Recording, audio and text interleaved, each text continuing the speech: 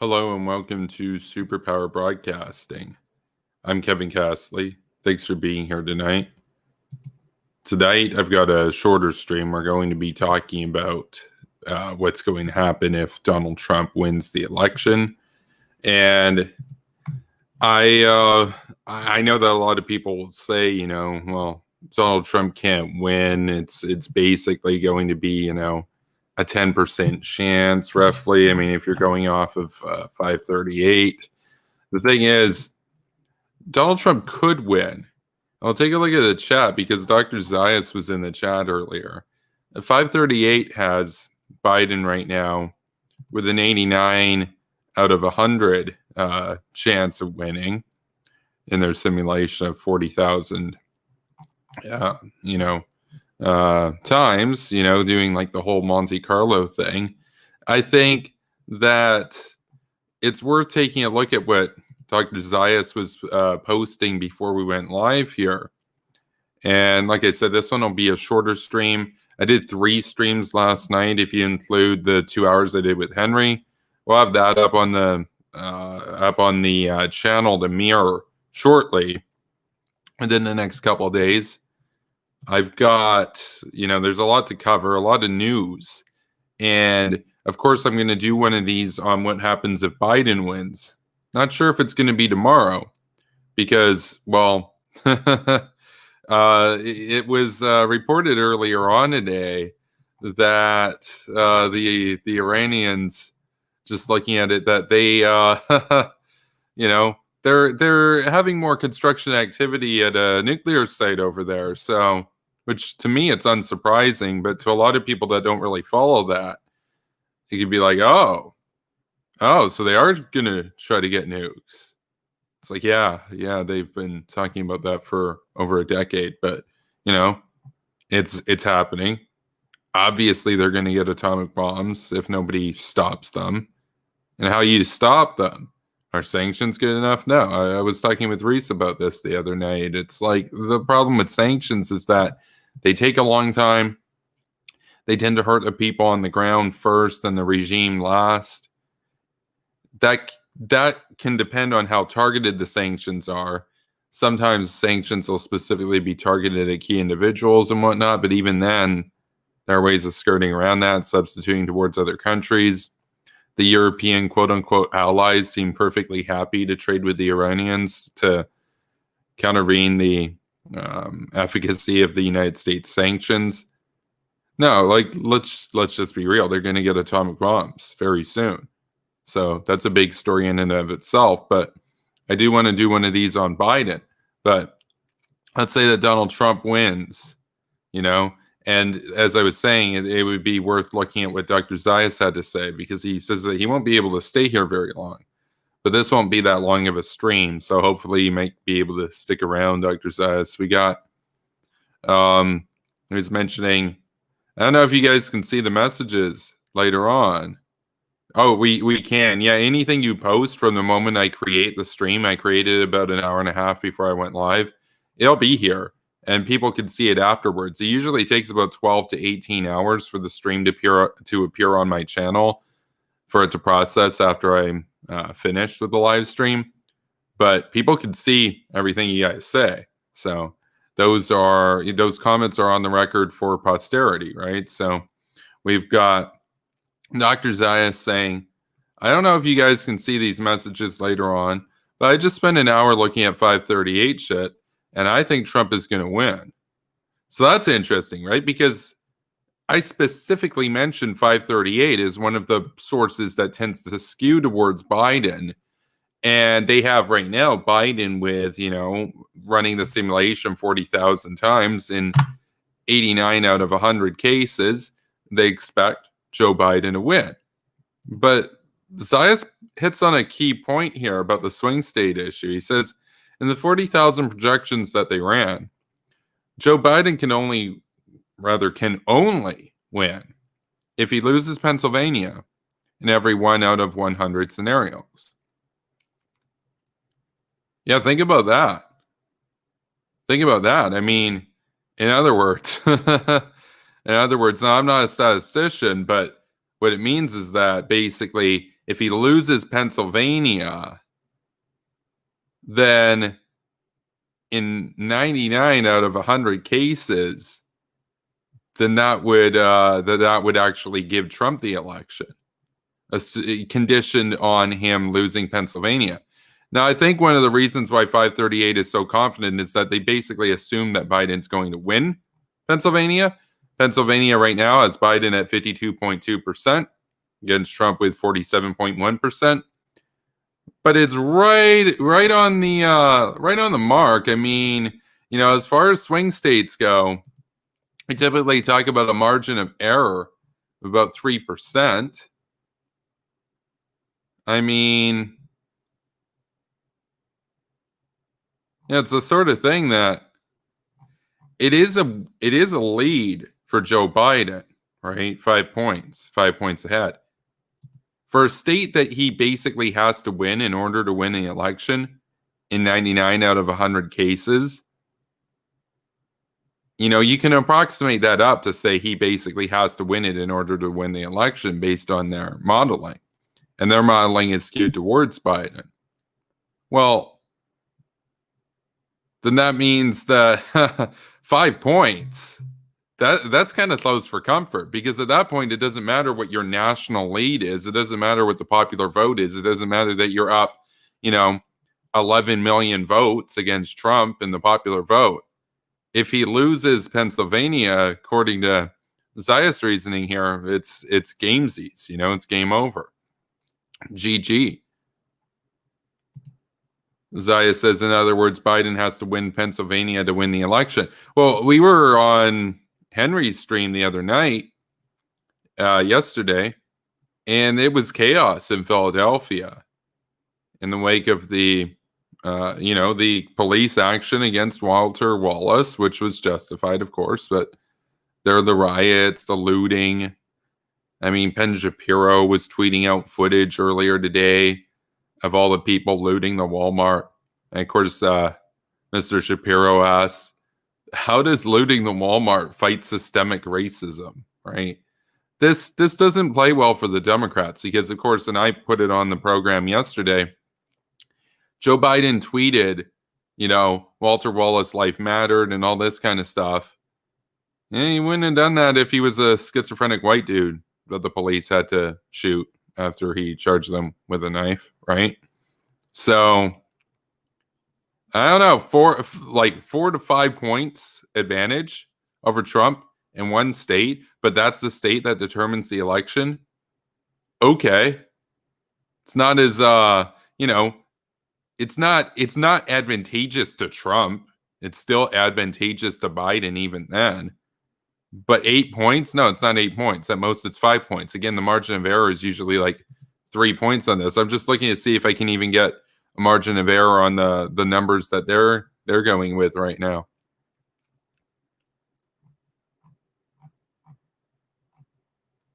It doesn't even seem to specify the margin of error. Well, that's annoying. Usually 3%. Sometimes it's 5%, though, depending on the polling. In which case, it would be a statistical tie. So, Zaya says, most recent polls have Biden up about 5 points in Pennsylvania, but Trump gaining ground. Yeah, so the Walter Wallace thing, that's only going to help Trump. Zaya says, in 2016, polls in Pennsylvania had Hillary Clinton up 5 points with a week to go. And Trump ended up beating the polls by exactly that many points. Yeah, well, Hillary Clinton's been, on the whole, performing better than Joe Biden in the Rust Belt in this election. Hillary Clinton was doing better at this point than he was in Wisconsin, Michigan, etc. And she lost those states. And he's reported as being up, 5 to 7 points in many of them. 3 points sometimes, So for me, I'm just going to say I'm not going to be shocked if Trump wins. I'm not writing Trump off. I said before, I thought for the longest time he had about a 1/3 chance of winning and Biden a 2/3 chance. I kind of moved that to Biden 70, Trump 30. That's still where around I'm at right now. This idea that it's 90 to 10% is ridiculous. There's no way that's accurate.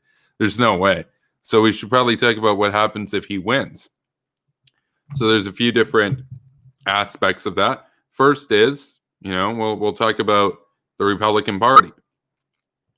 If Trump wins, even if he doesn't win by very much, because again, he won the last election by 70,000 votes, right? It was on the margin, as far as the Electoral College was concerned. It was not a big lead. He said it was the biggest lead ever. No, it wasn't. It was a small lead in the Electoral College.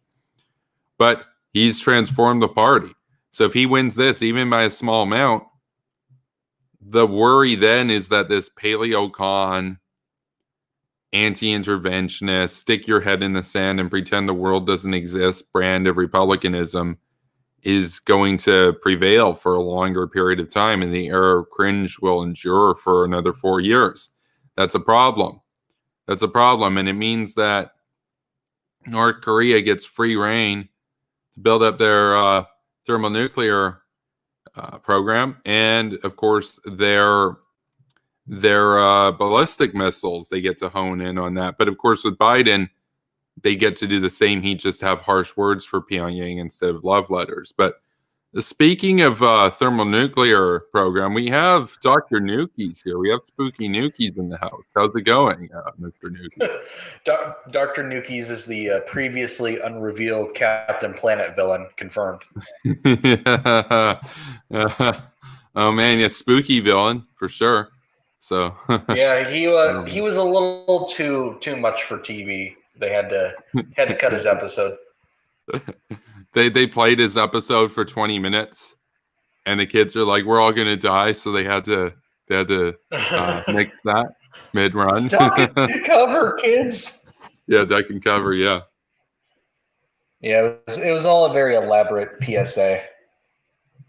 Yeah, Bert the Turtle. You need that dude around, what about what was the Howie Hawk or something? I don't remember. Oh, dude, that's so unfortunate, man. Imagine having a last name like Hawkins and not wanting to nuke North Korea. How tragic. What a missed opportunity.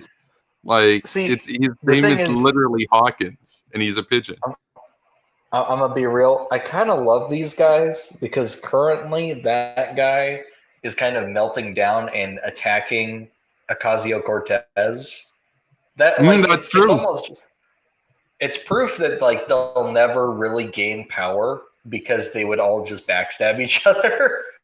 No, that's true. That's true. And Vosh was actually whining and crying about it the other day. I was watching Vosh, and he was talking about how can't the left just unite on something for once? What's the idea?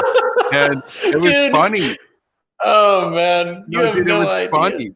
He was whining and crying, and he's like, why is it that the left is incapable of being pragmatic? He's like, the right always unites around the leader regardless of who it is, whereas this time it's the Green Party. And he basically accused the Green Party, not explicitly, but he implied essentially that it was paid opposition to go after lefties and stuff, to basically, Well, if he means paid by the Russians, maybe that'd be a bit more accurate.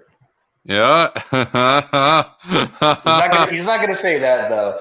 No, I mean that's bullshit to be man, these guys, it's such a a common talking point we come against. These guys are crazy and they must be paid. No, maybe they're just crazy. Maybe you don't actually have to pay people to make the left look bad. Vouch. Sometimes the left can look bad on their own. They don't need an internal saboteur party. Again, with the conspiracy theories, and then so you have a guy who's an open communist, and he's like, man, why can't the left unite? It's almost like he's aware of how, because I feel like his whole thing with Biden now is this. It's like an overcorrection. He realizes, oh man, we went too far, but I need to preserve my image as a revolutionary of some kind, but I'll be a pragmatic revolutionary. And it's, I don't know who that's supposed to appeal to exactly. Reese, where's Reese? Where's Weiss? Well, we right know he's here, in Wyoming. He's in Wyoming with Wyoming. He's in Wyoming with Wyoming Wager. So absolutely, we're the only two people here. Yeah, bandwidth. Oh man. Yeah, Jaeger, stay off for a bit. That way, I have a good stream reception. Like I was thinking about it, and I'm like, there's such a low cost of living in Wyoming, and you can retire there early, and like I could be a full-time YouTuber and stuff down there. But then it's like, oh right, then we'd have to split the internet 3 directions. That probably wouldn't work. It's definitely a challenge to do anything internet based. Yeah, there's kind of lower costs of living, but there's also no job opportunity. So I wouldn't exactly call it a paradise. Unless you plan on being like a coal miner, yeah, you should probably stay away. That's true. Looks beautiful. Or a park ranger. Yeah, come. It's worth visiting. It's a drive-through state. It's not a, I quote unquote live here, but I wouldn't advise. Then again, there are a number of people, there's a bit of white flight happening in the country. They're all coming out here, and Kanye. But that's another story. We got Henry here. How's it going, Henry? Hey, pretty good, man. How about you? I'm pretty good. I was just gonna get to the point in the stream at some point where we were kind of gonna recap what we talked about the other day, because what I thought you said was pretty fitting and pretty apt, which was that regardless of who wins, like that's gonna be the theme in this one and in the Biden one that I do. Either way, the aggressive gremlins are gonna burn shit in the streets. Like left is gonna be like the far left is gonna be fuming and dooming, regardless of who wins. But I think they'll be more triggered if Biden wins, but I don't know. What do you guys think? You think they'll be more triggered if Biden wins? Because then they can't say, oh, well, if you voted for Bernie, then we could have beat Trump. Like if Biden wins this, it proves that the progressives are irrelevant. But I could see a scenario where that might be the case. And I laid out 3 scenarios. The one where the topic of this one is if Biden wins, well, what happens? I don't see any way Trump is going to like give a nice, like gracious concession. I think that he will say it was rigged or whatever. Even if it's a landslide, he might do this. And so I think no matter what the scenario is, the left, there's going to be left-wing violence in the streets through rioting and things like that.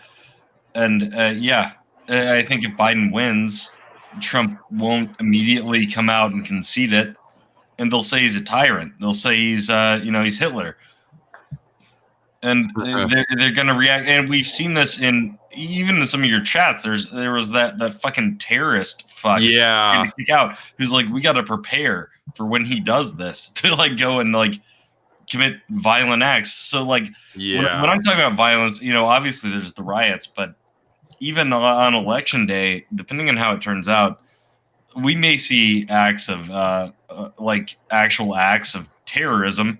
I know we throw that word around with BLM and Antifa and these other things, but I mean like organized terrorism. It's a possibility. Yeah, I think that that's definitely a worrying sort of thing. I think that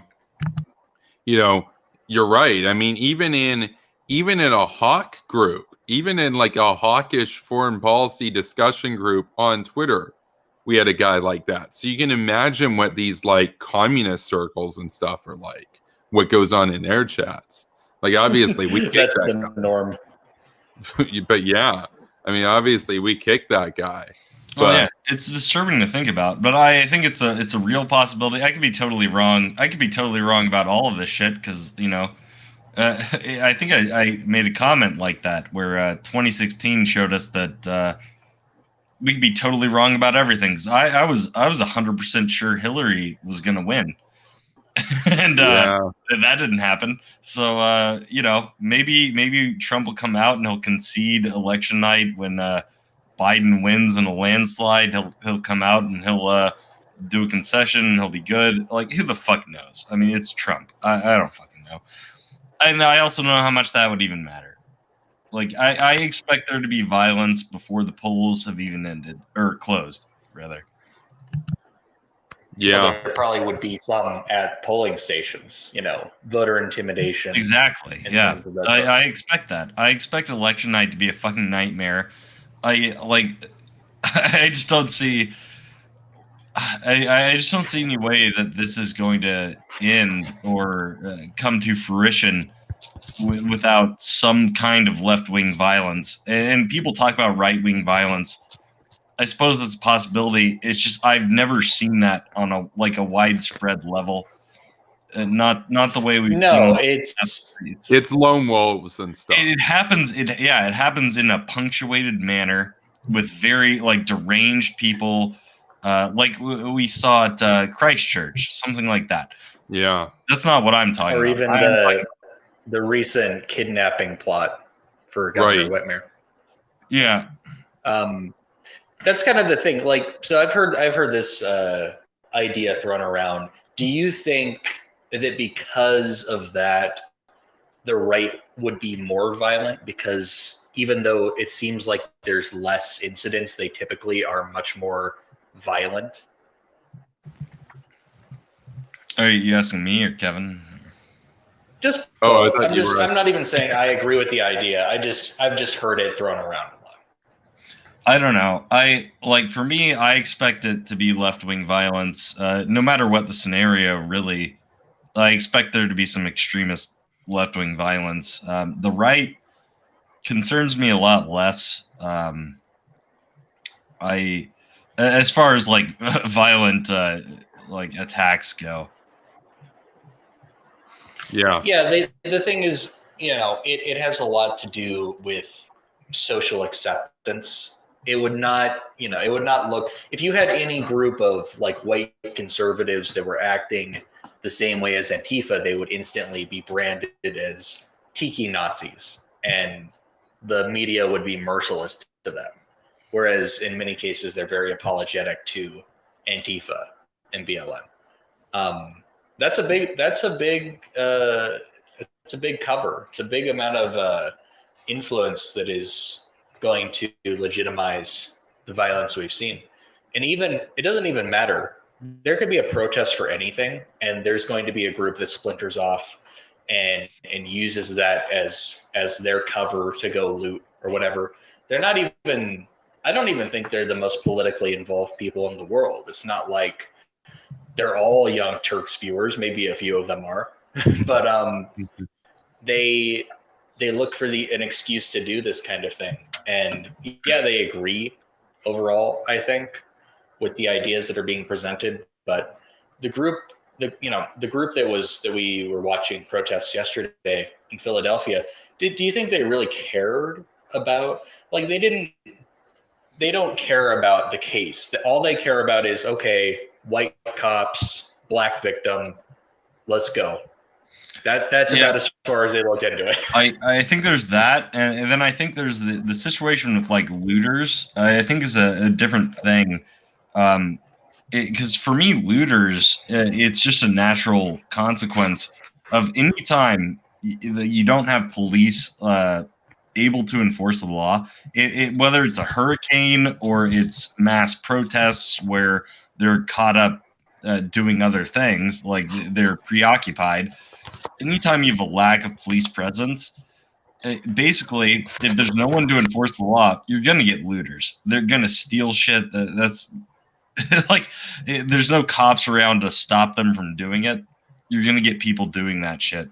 That's kind of my view on looters, but that's kind of a different thing, I think, from what you were talking about. Yeah. I just think that, well, it's inevitable that there will be some kind of protest. It doesn't matter if Trump's reelected or if Biden is elected. I think there might be a smaller turnout for something like that, but it'll still be there, and there'll probably still be vandalism and things of the sort.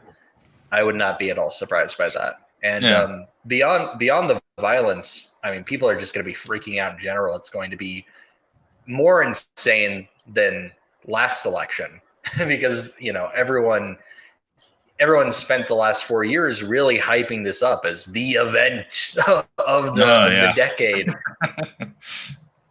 Yeah. I think. Oh yeah, sorry. Oh no, go. Like this is a program where like I talk all the time. So I agree with you, Kevin, that I was only going to say. Go ahead. Okay, Henry was going to speak. We'll let Henry talk. No, I was going to say with regard to like what you titled this, if Trump wins, I think obviously there's going to be protests and violence that happened last time. If Biden wins, I expect the same thing because I don't expect Trump to like concede really, not in any meaningful way. And then the worst case scenario for me is that this is, I've said this before, turns into a 2000 election Bush Gore type thing where it's not really clear who has won.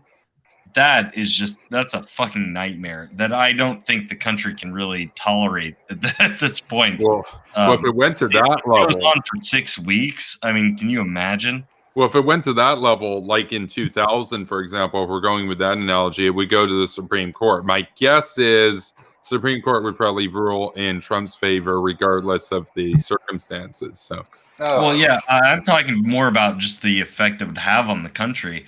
Right. Have an undetermined election for 6 weeks, or however, was that even? It might have been longer in 2000. Ooh. I don't remember. Yeah, no, it was a long time. That's right. Yeah, and the U.S. was more united back then, and it was a big thing. Yeah, there was far less difference between the two camps in Bush Gore. I think. I was a small child when that had happened, so I was like 10 years old, so I can't even.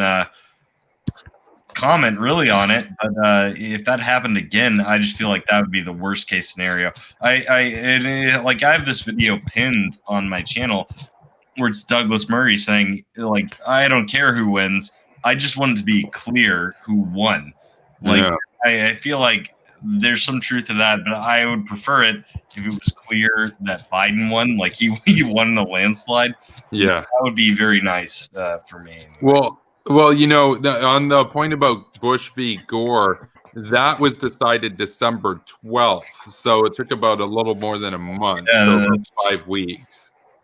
Yeah. 5.5 weeks. So that you were right, like in that same ballpark. So that's a long time, especially right now. But, Dr. Zayas was mentioning something before I went on air earlier, and he said, he points out here that in the 40,000 projections that 538 ran, Biden can only win if he loses Pennsylvania in every 1 out of 100 scenarios. In other words, if he loses Pennsylvania 99 out of 100 times, he's lost the election. I saw a poll where he's up by 17 points, I think, in Pennsylvania. I've seen 5. I've seen polls where he's way up in Pennsylvania. Like 5 is on the very low end. I think he's going to win Pennsylvania. Like out of anything else I could say, I think he'll win it. But Trump has a chance of winning Florida again. Trump cannot win without Florida. I'll say that. I don't think he can win without it. Yeah, he needs Florida. He needs Pennsylvania. He probably winds up needing Wisconsin. I don't know if he needs Pennsylvania, but Trump won't win without Florida. I think that's true. Biden could win without Florida still. And like I said, I think Biden's doing well in the Rust Belt. That's what screwed Hillary, was the Rust Belt. It's states like Pennsylvania, Michigan, Wisconsin, Minnesota, these places where Trump won. I think Biden will take a lot of those places back. I think he's going to take back Pennsylvania. I think he's going to take back Michigan, Minnesota. I think too. I'm pretty sure Biden's going to win. Like I don't want to jinx it or whatever. I was pretty sure Hillary was going to win too, but I wasn't really looking at Yeah, polling. man, you're the kiss of death. Yeah. Oh, I'm the man. one. It's my fault. There's fresh news in the Just chat. stop talking, Henry. No more. Damn it. Fresh news in the chat says, quote, the left has taken over the Democrat Party. I don't think the neocons have a chance with the Democrats. The Democrats is so far left that you have liberals voting for Trump for the first time, end quote. I have a couple left points. has taken over the Democratic Party. Like the Democratic Party is the left. What are you talking about, dude? Yeah, so I the think left took over the Democratic Party. What?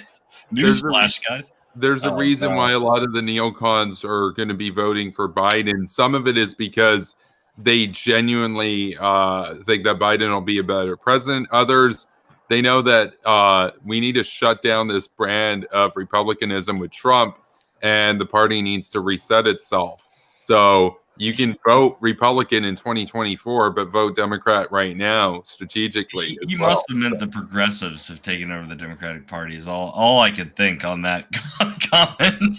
Or communists, maybe. I'm not sure. Well, the Democratic Party is left. That's just a dumb thing to say. Yeah, that's true. That's true. Like, what does he even mean?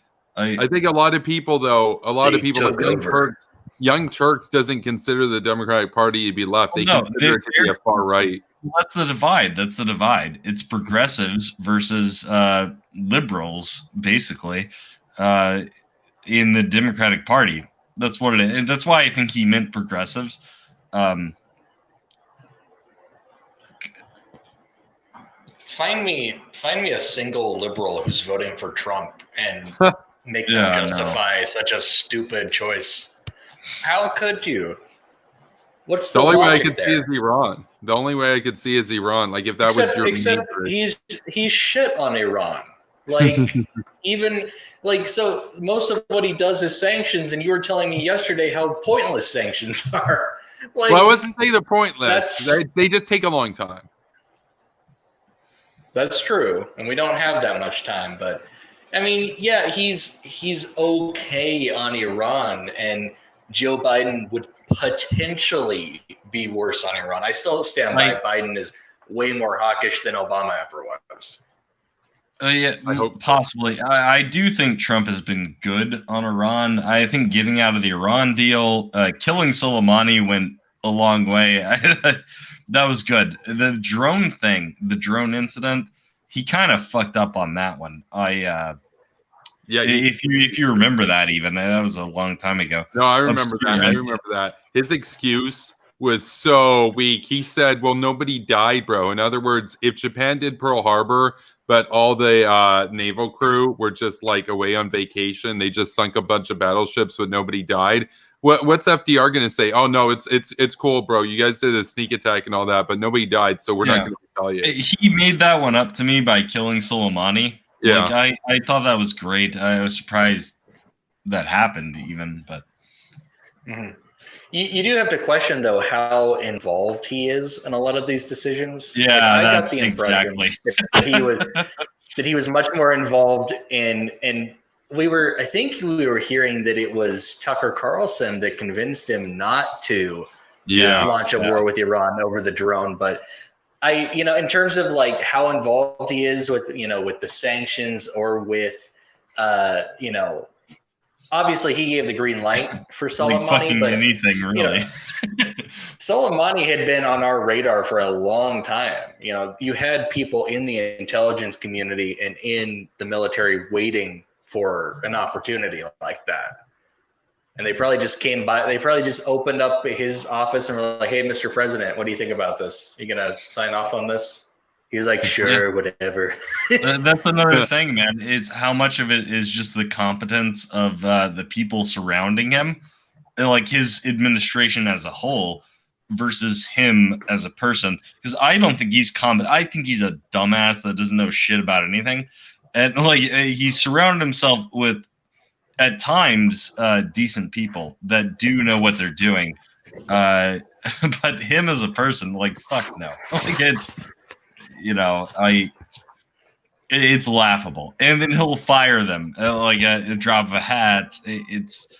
We made jokes about this, how higher turnover rate than a 7-Eleven. Like he's just kicking people in and out of his fucking administration.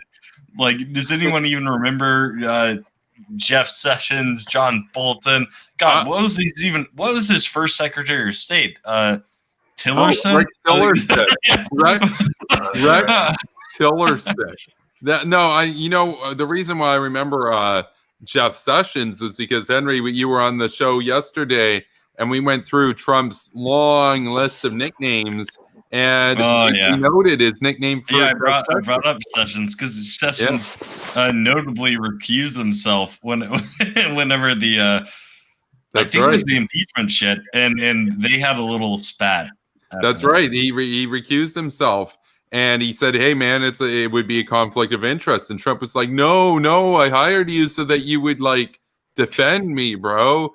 And like it was a mafia family, and Sessions is like, "No, I'm gonna have to recuse myself." And he's like, "Well," and Trump literally whined and cried. He literally whined and cried. I believe he called into some show. I can't remember if it was Fox and Friends, but he said, he's like, "Look, if I knew that he was going to recuse himself from this, I wouldn't have hired him in the first place." And I was like, there you go. So you're only hiring people for specific political and personal reasons, essentially, which is obvious. But he let the cat out of the bag there. But after that happened, he, of course, came up with a nickname for Mr. Sessions. And Reese, are you familiar with the nickname that he bestowed upon him? Because it's kind of funny. Lay it on me. I don't think I know. Mr. Magoo. No, because I still think the funniest one from that list, and there were a few, I gotta say, I still think that the funniest nickname has to be the President of the United States referring to Hillary Clinton as Skank Hillary. That's a nickname that he uses for her. I'm like, that's the President of the United States. Look, so. Obama schlonged her very hard, just so you know. I mean, the thing about Trump is that his nickname for Rodrigo Duterte, is Duarte. And Nicholas pointed out in the chat, he's like, "Oh, so his nickname for the president of the Philippines is just a completely different name because he can't pronounce it." Is that even a nickname, or is that him just not knowing how to say the name? It has to be not knowing how to I don't think that's what counts as a nickname.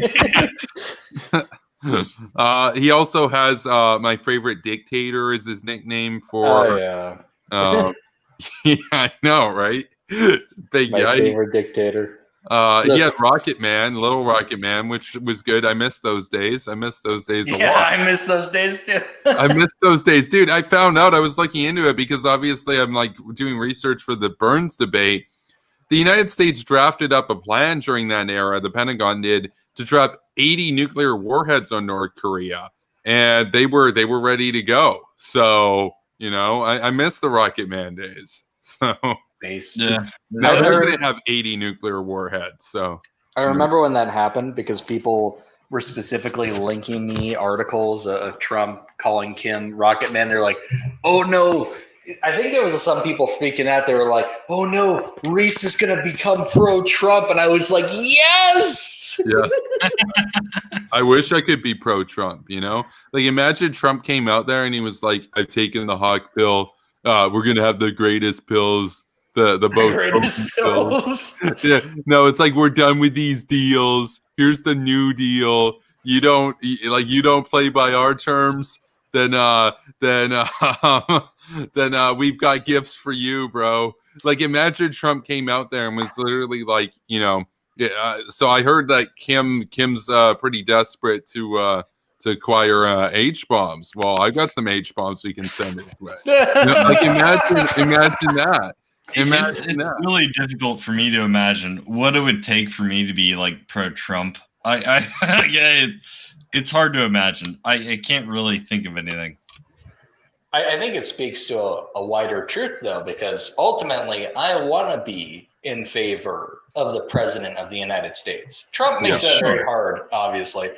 I would gladly put aside a lot of other concerns if he were to not be such a pushover. Honestly, I think that would have really forgiven a lot of sins. And yeah, there would be things to take issue with, but you know what? I took issue with a lot of things that George W. Bush and Dick Cheney believed too. So it doesn't really matter. You're never going to find a perfect candidate. Yeah, I mean, I'm a I've gone beyond party shit at this point. I voted for a Republican congressman just because to me, I don't give a shit about party anymore. Like I fucking hate a lot of the shit going on the left, but to be pro-Trump to me is just it's not fucking happening. Yeah, I get it. Well, because you're in Texas, I think you're really voting for a Republican senator, so one of your votes wins. Well, I voted for a Republican congressman, not a senator. The senators weren't up for election, even though I probably would have. At this point, I would probably vote for Republicans on most anything if they're not Trump. The left has just fucking disgusted me so goddamn much that I'm done with them. I'm straight up done. Another vitriolic white man. What does this country come to? White bad, dude. White bad. Well, yeah, I'm not gonna do this shit anymore. Where they're just it's people that hate the fucking nation. No, fuck off.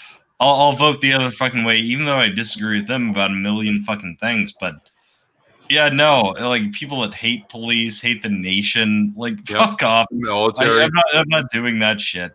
You can go fuck yourselves. I'll vote for the other guys. It's not a very viable strategy. Biden's kind of this last grasp at we're going to pander to you, but we're also trying to hold on to our pre-established power. I think eventually a lot of these people are now. Granted, a lot of the more leftist groups have trouble forming coalitions and actually lifting up anyone who would be electable, but I would be surprised, the next person, basically, it's not going to be Joe Biden next time. It's going to be someone very, very fucking progressive. And it probably won't even be Kamala, because a lot of them hate her too. No, that's Kamala,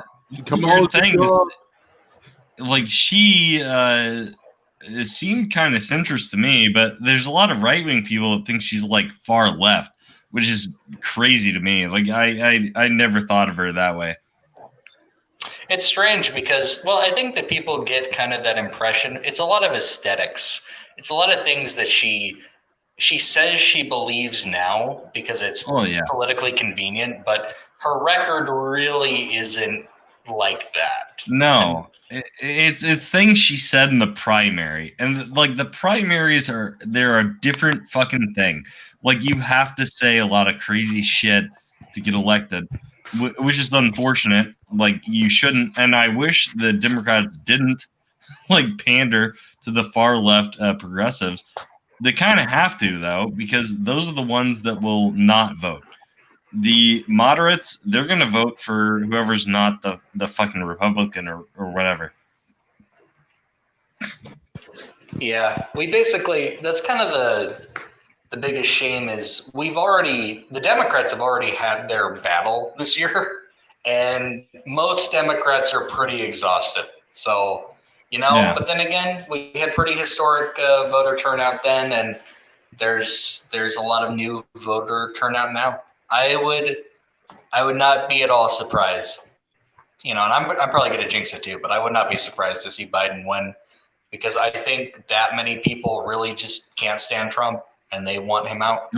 I think he's going to win, man. I honestly do.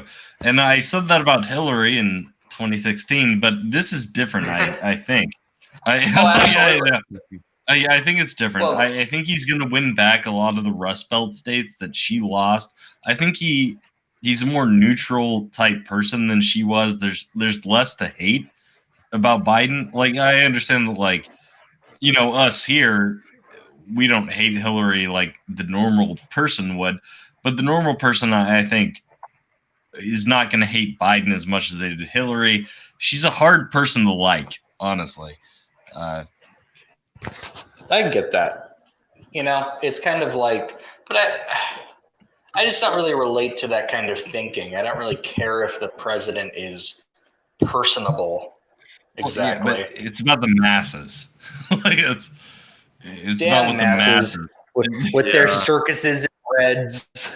No, I know. Like it's like that with John Bolton too. Like I understand that John Bolton would never be president, but I wish he could become vice president one day. That'd be pretty based. Hey, next Dick Cheney.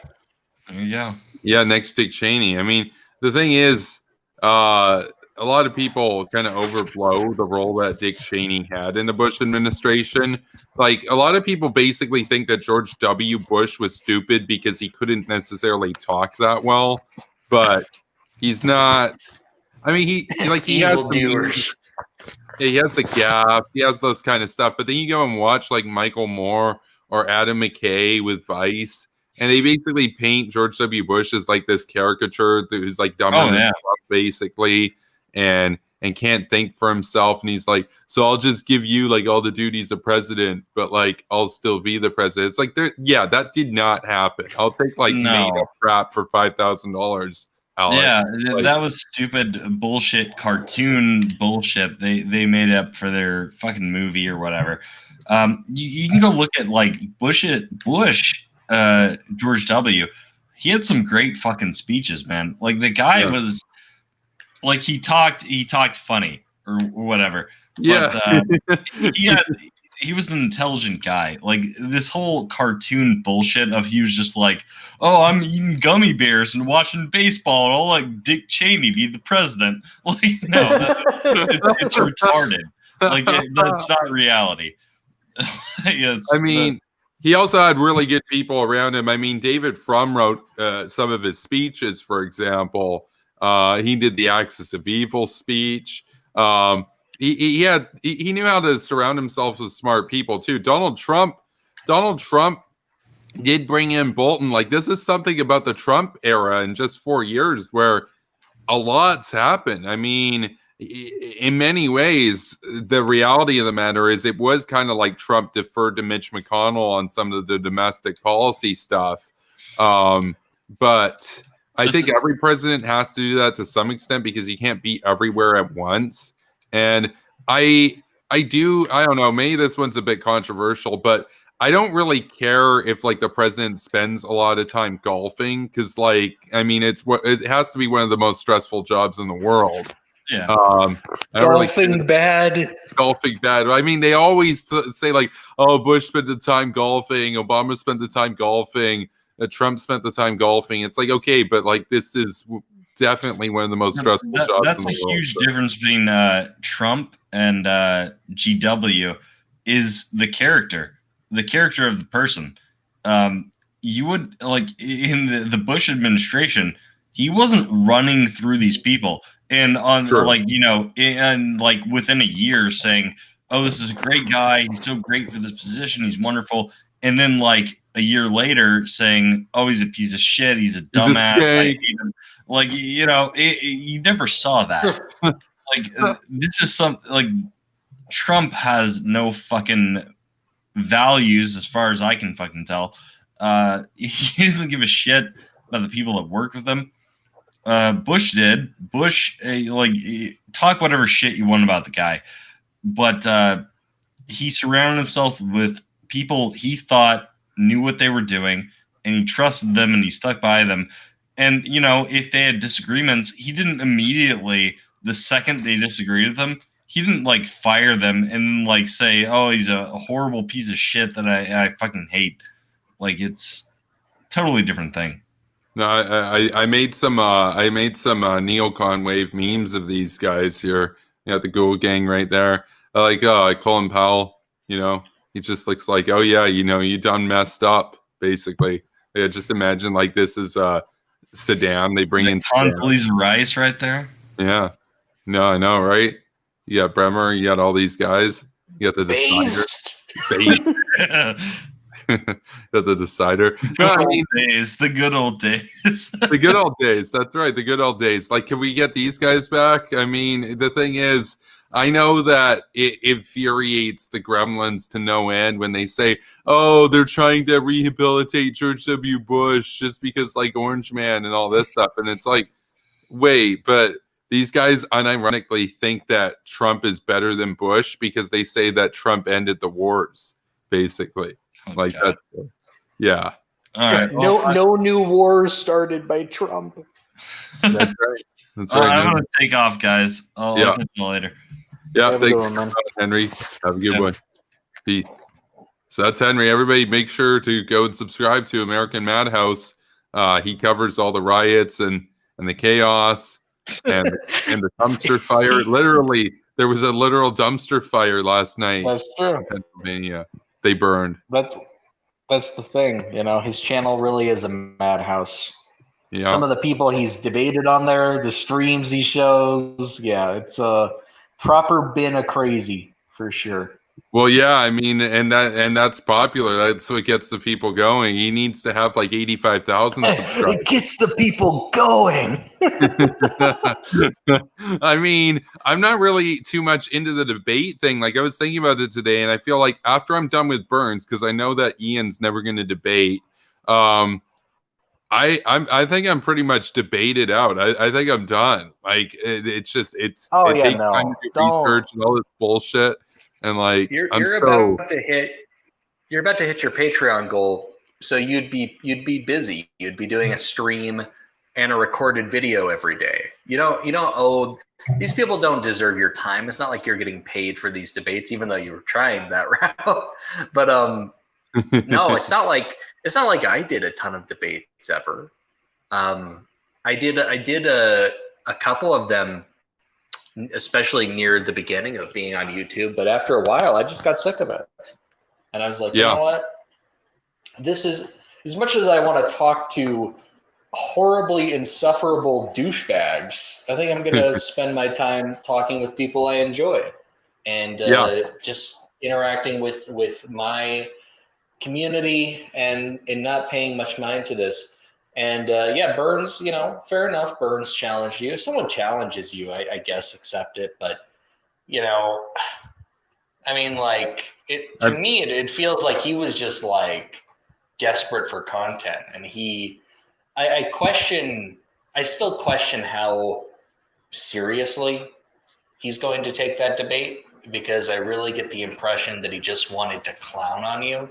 Well, I've heard from people around him that apparently he's got like a doc sheet and he's done a bunch of research and all of this, but it's like I'm not sure how much I believe that, because for me, I'm just trying to imagine, like, because he's got about 20 times the following that I do, roughly. If I was going up against somebody that had right now, say 15 or 20 subscribers or whatever, if it was you, yeah, I'd be doing research and stuff. But if I think that they're a clown and I've got 20 times the following, I'm probably not going to, like, he basically probably thinks that he's going to win either way, even if I make good points, because he's like, obviously he has a bigger audience, right? But I mean, well, yeah, I doubt he would. I doubt anything could convince him that he hadn't won. But okay, fair enough if he's taking it seriously. It's still a bit up in the air when that's actually going to happen. Yeah, we don't have a date. Yeah. Yeah, no, and the Ian Stevens, that's never happening. That is never happening. He's he probably got pissed. He got really pissed about the school computer thing. Yeah, that's so obvious. It's a wholesome meme. We didn't do anything rated R. It is a wholesome meme. There's nothing that offensive for the about whole that. family. There's nothing offensive or innuendo about it. It's literally just a school computer. That's like, it's fun for the whole family. That's true. It's true. I mean, this is the sort of thing that I've heard from people, and I had a couple accounts reach out to me and say, hey, look, I know a lot of people and they're friends with Ian and they're watching you right now and your behavior, and they think you look like a total child and that you're obsessed about him. And I'm like, you do understand this is the worst insult or the worst excuse in modern history. And he's like, I get that, but I just wanted to give you a heads up that, you know, all these people and like the global Twitter community basically think that you're like obsessed with Ian Stevens. And I'm like, I tweet about him a few times a day. A lot of my friends make memes about him. Like I said, even if I stopped with the memes, I have a feeling like Cool Pooter on Twitter, for example, like his name is literally a reference to Ian Stevens. He's probably still going to make memes. All these guys are probably still going to make memes. It's hilarious. It's hilarious how like he talked all the tough shit, and he specifically said, "I'm not going to embarrass myself like Liz." Everything is about it. Like it's perfect. Like there's the tweet right there. Everything about it is perfect. And then he went and backed out. How can you not meme on him? Globe Twitter didn't like you anyway, so who cares? Like, oh man, these people in Globe Twitter are mad at you. Is that a new thing? Like they've been mad at Kevin Castley ever since you first came on Twitter. So I don't understand how that would be convincing of, oh, I need to change my behavior. I need to let you control what I tweet. Well, to see that's the other thing. Is say I stopped going after Ian, and I just said, you know, I'm not going to bring up the debate anymore, which, by the way, I said there are two conditions for me to do that. One is we do the debate like we agreed, or two, he apologizes for talking crap about me while I was blocked. Those are the conditions. And if he apologizes, then I'll let it go. But let's say that I did let go and everything. Then they're going to be like, oh, you're the guy who wants to nuke North Korea. So, you know, that's it. It's like if it's not one thing, it's another with them. They're on the wrong side of a lot of stuff. So, like, we probably agree on some values for sure. I'm a pretty liberal guy. I like capitalism and everything. They don't know how to defend that. They don't know how to prevent that from being destroyed by the enemies of freedom. So, you know, their solution is, you know, open borders and free trade. It's not going to work in diplomacy. We've done that. It's not going to denuclearize North Korea. And then I had one of them the other day who was like, will you ever stop talking about nukes for even one day? And like I had to make like one of those vaporwave memes of Harry Truman just saying no, you know? It's like, no. Like, why are you following me? Like that's a large part of what I talk about. I'm like, I'll stop talking about nukes once America's the only country that has them and we have world peace. So, you know. Otherwise, you're going to be waiting a long time. Yeah, it's a long time. Love you long time. I think one of the funniest complaints I got from that community is that they were butthurt by my policy of not following more than 99 people, as if that's the reason that I'm not following any one of them. So, like, because let's say I were to follow 346 people, am I going to follow Richard? Probably not. So why aren't you following me? But I'm following you. It's not fair. Yeah, he specifically said he's like, he was complaining like, oh, well, you know, I follow Kevin, but he won't follow me because of his stupid rule where he can't follow more than 99 people. And I'm like, I thought it was funny because I think I was following like 86 or 87 people at the time. So do the math. You know? Oh yeah, Richard, you nailed it, buddy. Because really, my feed is not complete without references to Nikki Haley's milk. Yeah, which happened again today. Oh God! And he's doing it again, and he's saying how it was worth it because now she's aware that he exists and all this kind of creepy. That's not good logic. I know, right? But I remember you got a kick out of when I was saying, I'm like, oh, well, that's logical, basically, because he said, well, maybe she had, or we lost Dr. Newkeys. What just happened right there? It must be an intermittent internet issue. There we go. He's back. Yeah. No, we're good. I was just basically saying how, like, you know, I said, well, you know, the line where Lemmy or Remy, whatever his name was asking Richard, like, maybe she has a female dog to resist the temptation. And I'm like, oh yeah, well I guess that's logical, right? Like this is the territory we're in. Zeus has the milk emojis.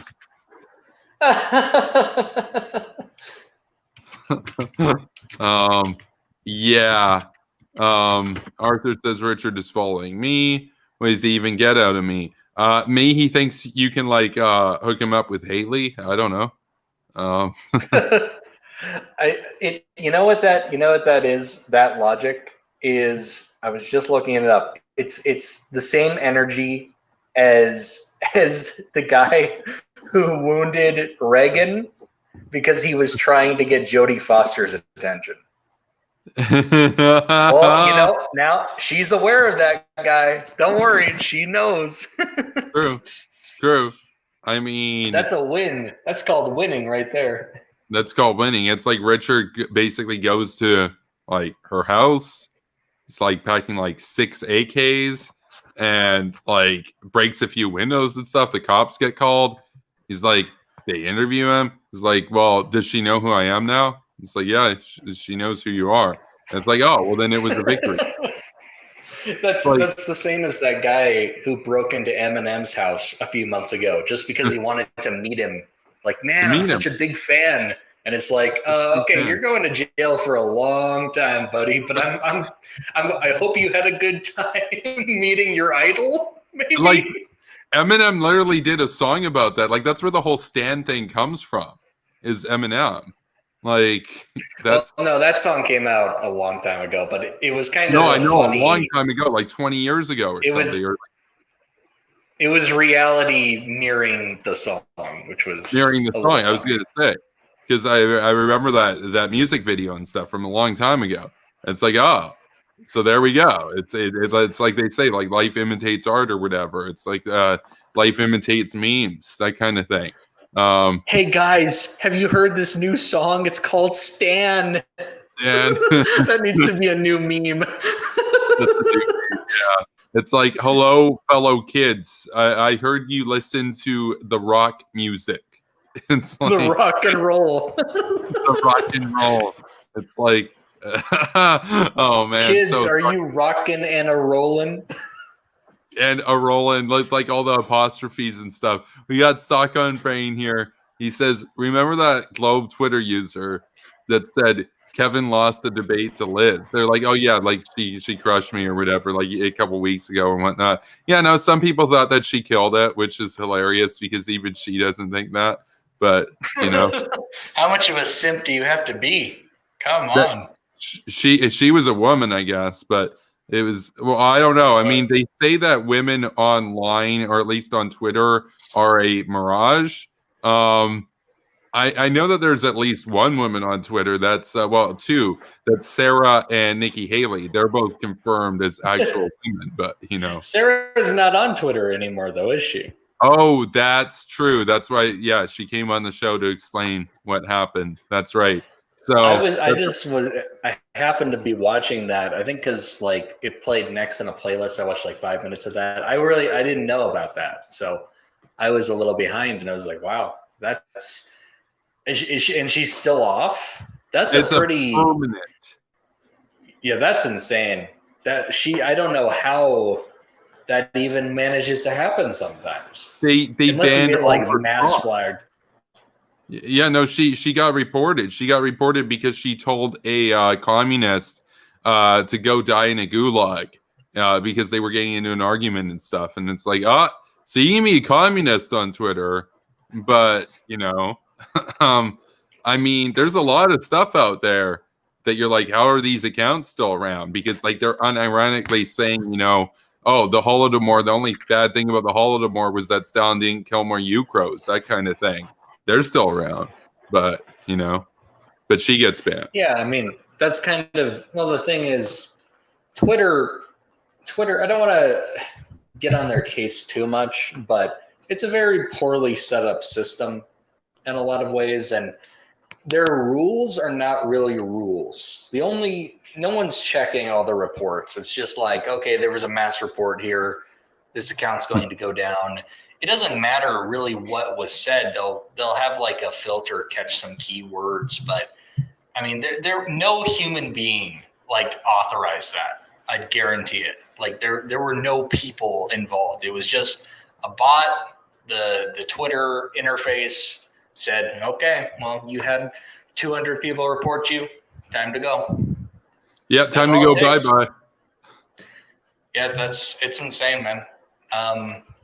It makes you want to. And this has always been a pipe dream was to have some kind of alternative platform that wasn't Gab. But yeah, no. I mean, yeah, like basically, here's the rule of thumb with that.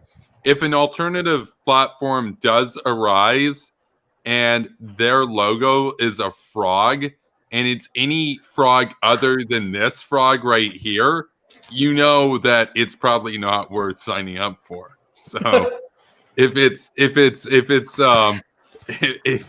Atomic Hawk Pepe, then it'd be fine. But yeah, Gab with like the smiley frog or whatever, and it's obviously like a reference to the Gripers. Yeah. I don't know. It's just the thing about that. The thing about the Pepe thing is that like I will watch Vosh to keep up with his arguments, and like I understand that he is in many ways a like in terms of his like the allegations against him and stuff. It's more disgusting than like a lot of the others out there. I find him to at least be more entertaining to watch than like Kyle or Jimmy. So I prefer to watch Vosh these days to get the talking points there, or the Young Turks, but over the Young Turks. But then you look at his chat, 70% of the comments in the chat is either just a standard Pepe, laser eyes type Pepe, or the cheeky Pepe. And you're like, oh, we're still in 2016 land. Like it's the same thing with Liz. She would constantly make memes and they would all be Pepe. Like I would say that the Pepes account for at this point less than 1% of all my memes. Like, is there a Pepe here? I mean, they're rare, but I don't see Pepe. I mean, like we got a rare Bolton here, but I don't see Pepe. You know? Yeah, I mean it has its place for sure, but it can wear out its welcome pretty quick. And if the entire chat is Pepe, yeah, no. That's when it stops being funny. I don't even get it. Like, what's the point in even commenting on his chat at this point if you're just gonna put an emoji? Like other people have said that before. It's like there's not really much of a substantive discussion that goes on in his chat. I mean, now he's huge now, so it'd be kind of hard to have that happen. But well, see, man, if you want to have the real discussion, you have to send him a super chat. Then he'll read it. That's true. He was saying the other day, he's like, we have so many donations now that we're only going to be like going through like in order. And I think he said like only the top $5 ones or something. But I mean, yeah. Oh, good for you, you rich piece of shit. He makes over, I mean, he's talking about, he makes over $100,000 a year. He makes over $100,000 a year bashing capitalism. To bash capitalism. That's exactly it. Same with Hassan. Same with all these people. It's like it turns out the easiest way to become a millionaire, be a communist. So how ironic. And then they're gonna put up that meme. They're gonna put up that meme like actually I'll try to I can't send it to you because I'm in here through Twitter. But you know you've seen it where they're like, oh yes, you have to be a part of the system to criticize it or something like that. Yeah, where it's like that medieval sort of thing. And it's like, you criticize our society, but you partake in our society. I'm very smart. It's like that. It's like, yeah, except the Gucci swag. I'm talking about Hassan now, in Vosh's case. I don't know. There's just something about a communist making $100,000 a year that at some point, like I don't get it. I mean, to me, it basically would be the same as somebody who's against like the credit card industry working for a credit card company. Like at some point, I mean, these guys are they're like the Joel Osteens of progressivism. That's what they are. You could maybe make a case for that. Like, okay, well, I need to make a living, but I'm still going to criticize the system. If they were living modestly, within the means of a normal person. But these guys people like Hassan Piker have a disgusting amount of wealth. But then they're going to criticize other people for being wealthy, and while they're denigrating a system that creates wealth. I saw a meme making the rounds today, or an image rather, that I'm not sure if it's legitimate or not, claiming that Kyle Kulinski, our friend Triple K, Kremlin Kyle Kulinski, has a net worth in excess of 1.5 million US dollars. So that's this guy. Yeah, he's also going to be doing live coverage of the election with Joe Rogan. What? Yep. Wait, what? I thought for sure Jimmy would get that co-host position. So Jimmy got snubbed. Poor Jimmy. I'm sure he'll just spend the night snorting coke. He'll be fine. He'll probably do it on Rossiya 1, like head over to Moscow and like. I'm still working on my Jimmy video, but don't worry, people. It'll happen. It's just been painful because Jimmy is that bad. Plus, it doesn't help that a lot of these people, Kyle included, they make videos that are like 12 minutes long. That takes a long time to respond to, especially when you have to pause it every 2 seconds. Yeah, imagine responding to a 3-hour Vosh stream, though. Oh God! I know, right? Thank you. Imagine responding to this channel. Some of these streams are like 5 hours, like especially the ones that you come on to. See, I'm just creating more work for people. Oh man. Yeah, I mean that's the thing is like obviously it's the same thing with Vosh, same thing with all these guys. Is like I'm sure with these streams that we've already put out there, most of the views on them haven't even happened yet. Like most people are going to go and watch those old streams at some point in the future because like obviously I'm going to be posting content for decades. So, and they're gonna post cringe for decades too. Like I have every reason to believe that Vosh is going to do this for as long as I'm going to do my channel. But I don't really think I can make much in the way of response videos to his like full stream because when I've responded to him on streams, it was like when he said that Montana was a shithole state. I made a video responding to about a 5-second clip of Vosh. Imagine responding to that full 3-hour stream where he's talking about how like, outside of that, I mean, that line alone, he only spent about a minute on saying how New York and California and Washington were like the cultural and economic and industrial powerhouses of America. And then you have like Montana, which is like the shithole of America and all this. And I'm like, I literally went through and like compared like the cost of living and house prices and all this stuff. And I'm like, oh, for somebody in the demographic that Vosh claims to appeal to, they'd actually be better off in Montana than they would be in New York, basically. Because like I don't think many Wall Street bankers listen to Vosh. Like if you're a Wall Street banker, then you stay in New York. But like if you're a grocery clerk or something, it's a different story. So yeah, man, what a shithole. All the states, all the flyover states with that, that weird patterned ground. What is that? I don't know how they make those squares, but I hear that those beautiful patterns are responsible for feeding the entire country. That's what I've heard. Wait, how does that work?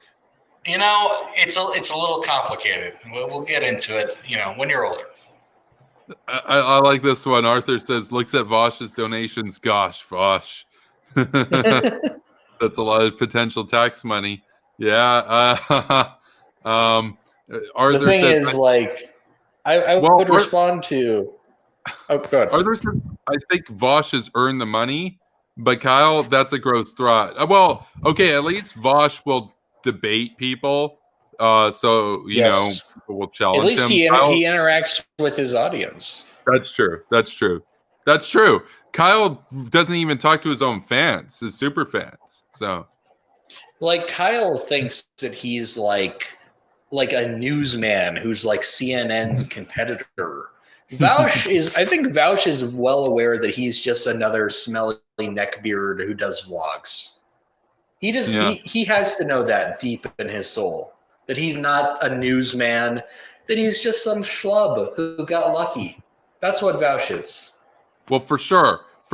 I mean, and in a way, he kind of got lucky for sure, because there are other people that do what he does, and like Zoomer Nation, and they don't get anywhere near as much.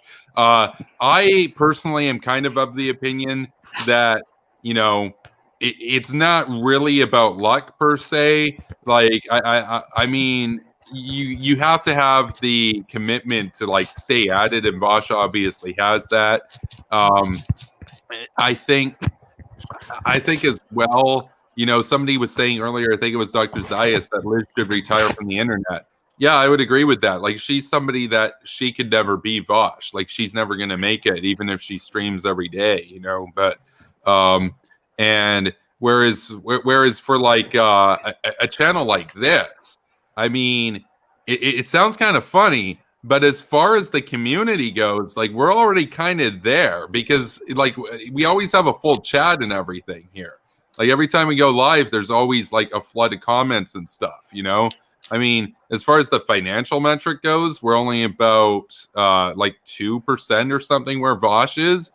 But I would say a typical stream here has more substance, you know, than an entire Vosh stream with like 500 times the comments, you know? Mm-hmm. So there's that. The chat easily has more substance.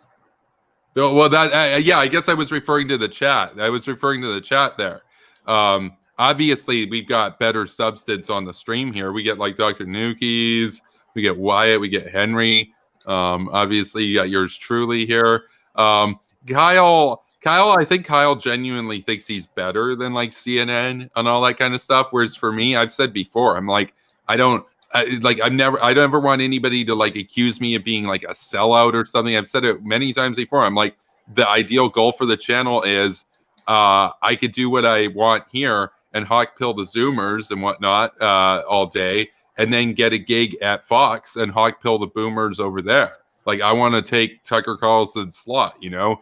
Whereas for Kyle, I think Kyle basically, he thinks like he's better than mainstream media or whatever. And like the way that I see it is, it's like it's two different audience groups for the most part. So if you were in a position, you'd want to be doing both to like maximize your audience, that kind of thing, you know? Because Kyle, I don't know, maybe he would work at MSNBC, but I have a hard time feeling that they would ever give him a job at any of those networks, you know? Because like he constantly talks crap about them and stuff. But who? Well, actually, no. It's the Hill Rising show. Oh, that's right. Because he's been on that show as a guest. That's true. So maybe something like that. But the thing is, like, they're divisive to the point that they don't recognize good opportunities when they exist, and they're so quick to decry people that, yeah, no, of course that's not going to earn you a job at these networks that you're constantly condemning. No, it's not going to happen. But I think Kyle, he thinks that like, oh, you know, I'll never need to do that because I'm always going to be doing what I'm doing. I mean, like, he's going to be 55 years old and still making fart noises. Yeah. See, that's the thing. The only thing that's cringier than Kyle doing that whole how you gonna pay for it thing when he's like 35 and looks super cringy and looks like he's 15 years old is when he's 55 years old and doing the same thing. Yeah. I mean, because this is inevitably going to happen. Because like I'll be 45. You know, obviously by that point, you know, we'll probably have a similar amount of subscribers, if not more than him. And oh man, he's going to be absolutely fuming and dooming because we have a vibrant generation of hawks coming up that are just sick and tired of the gremlins and the Frogos and the Groypers and all this stuff. Like Arthur's series says, I made a Pepe meme, but it's a hawk taking it for a fly. Yeah, like He literally picks up the fly. I want to see 80-year-old Kyle. How are you gonna pay for it? How are you gonna pay for it? Pay for it?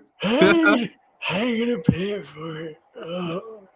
Yeah, I like this comment from Sock on Brain. He says the main reason Kremlin Cow would never make it into mainstream networks is because they all despise his puke green studio backlighting.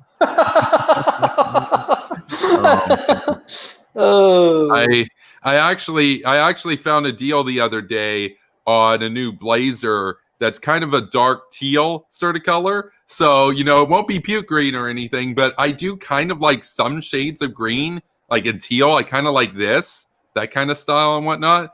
His, I'll see if there's a better one of Kyle's set. Kyle's green is just, it's a goblin-y kind of green, you know?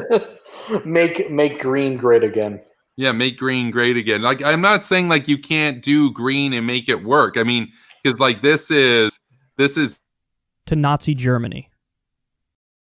That's what it looks like. It's a lot brighter and whatnot. Of course, it's a Nazi Germany. Yeah, I got very triggered just listening to 0.5 seconds of that. I know, right? Yeah, Kyle Goblin Gulinsky. Goblin Gulinsky. Wow. See, that's the other thing about this channel is like the caliber of our memes are so much better than Kyle or Jimmy or anything. Like, what do they have? I mean, to be fair, that wasn't very difficult to do. True.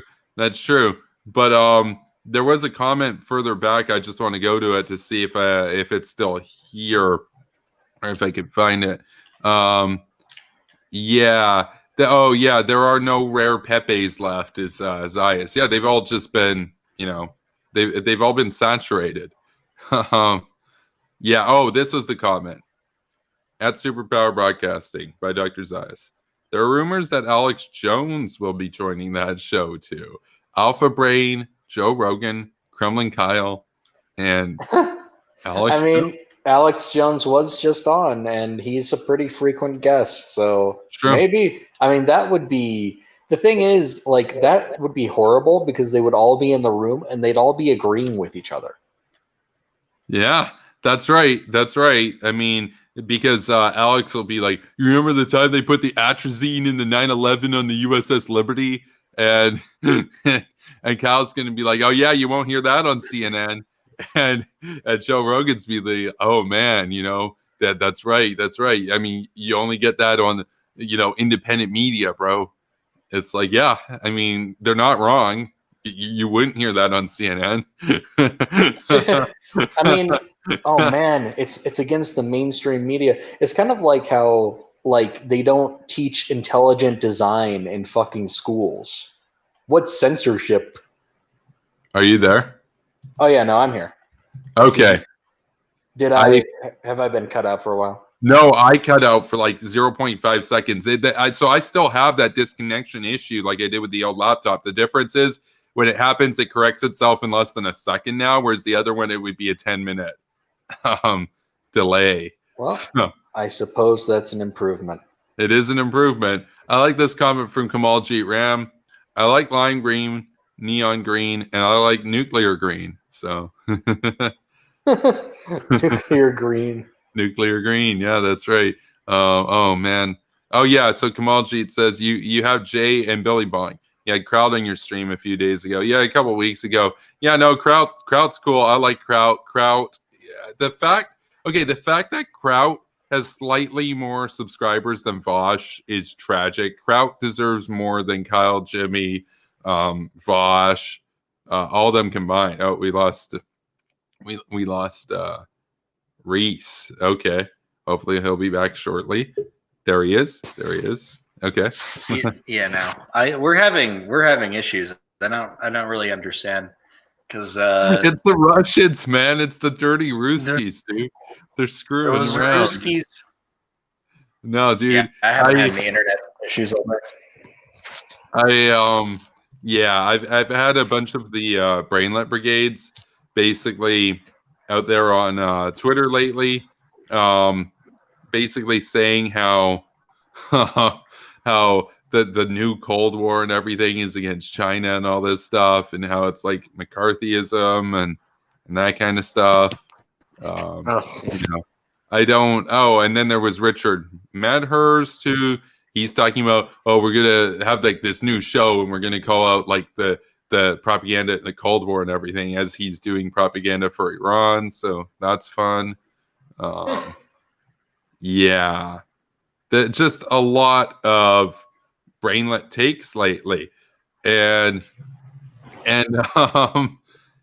yeah, oh, and then of course there's a hilarious one, here. I'm actually going to clip this out. This happened yesterday, but I've actually had this happen with regards to Mitt Romney before. This is awesome. I'm just going to clip out this tweet right here.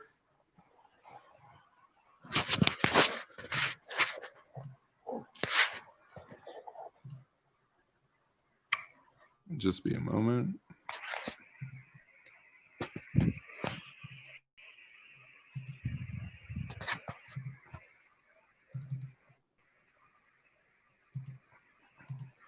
Okay, so here we go.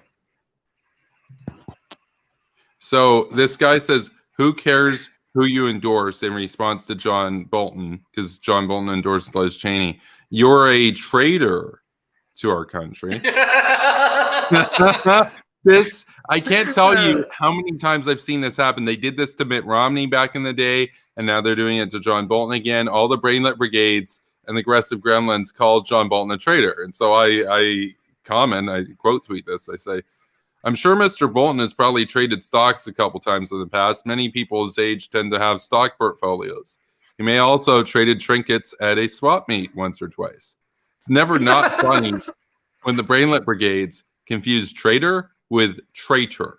They can't do it. Like, the thing that's funny is I'm almost certain that person knows what the word traitor is. Like, if they looked at a book and, you know, it was about economics or something and it used the term traitor, I know they probably would know what that wasn't talking about treason. But do they think that, like, it has two words with the same spelling? Like, traitor, they're spelled totally different. It's not like one letter's off. Some people are just dumb, my man. I don't know what to tell you. Yeah, dumb. Yeah, dumb as a rock. Dumb as a rock. Oh, Kamalji says just subscribe to Kraut. Yeah, everybody go subscribe to Kraut. Kraut is worth a subscription for sure. I like the idea of some nobody on Twitter saying, who cares what you think, to John Bolton, who sold a best-selling book. He only did it for the book. Who cares what you think, former NSA and ambassador to the UN? Who cares what you think? He served in 3 administrations, all this stuff. And that guy, in comparison, or that girl on the run, in contrast, has says, my opinions are all my own. I guess they would be. Joined August of 2009, so 11 years, 136 followers. Okay. 564 followings. So, but there they are to lecture the walrus on whose opinion should matter. And who cares what you think? Apparently, a lot more people than care what this person thinks, and they're just that's an argument ad populum, sir. Yeah, not really. I mean, it's just all the time. Anytime John Bolton, and the thing about John Bolton is, like, John Bolton's so, like, he's so famous and whatnot. I don't even think he runs a lot of his tweets. I think they're just, you know, written, you know, just the way that they are. It's always like endorsement, independent, 4th district, Republican, Jim Baird in caps. And then, like, the traits about it. There's none of this, like, misspellings, off punctuation, skank. Like, there's no, like, it's not like a Trump tweet. And then you look at the replies to this stuff, and it's like, John Bolton will not be treated well by history. Took greed over country. And of course, I quote tweeted that person. I was like, this guy probably thinks Bernie's book wasn't greedy. but spooky ghouly ghoul, John Bolton bad, Walrus Man bad. I don't know. Every politician writes books. Like, even if he didn't write the book, he has other books. They would call him a grifter or whatever.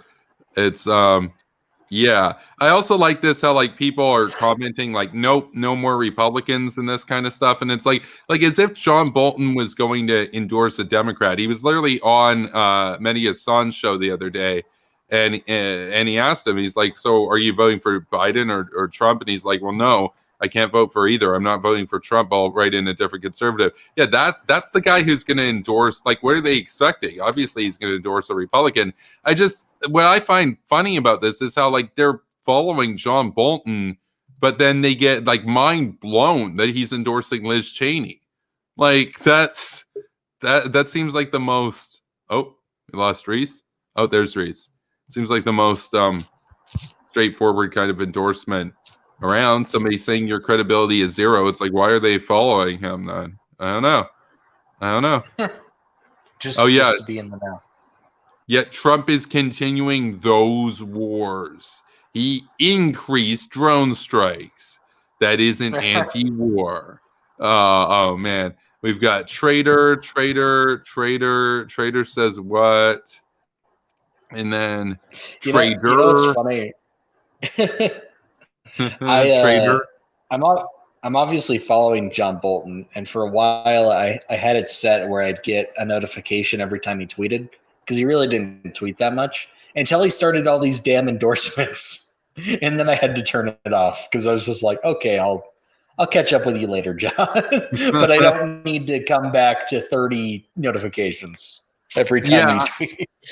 I think it has to be an intern or something. I'm not sure that like he does. It could be him.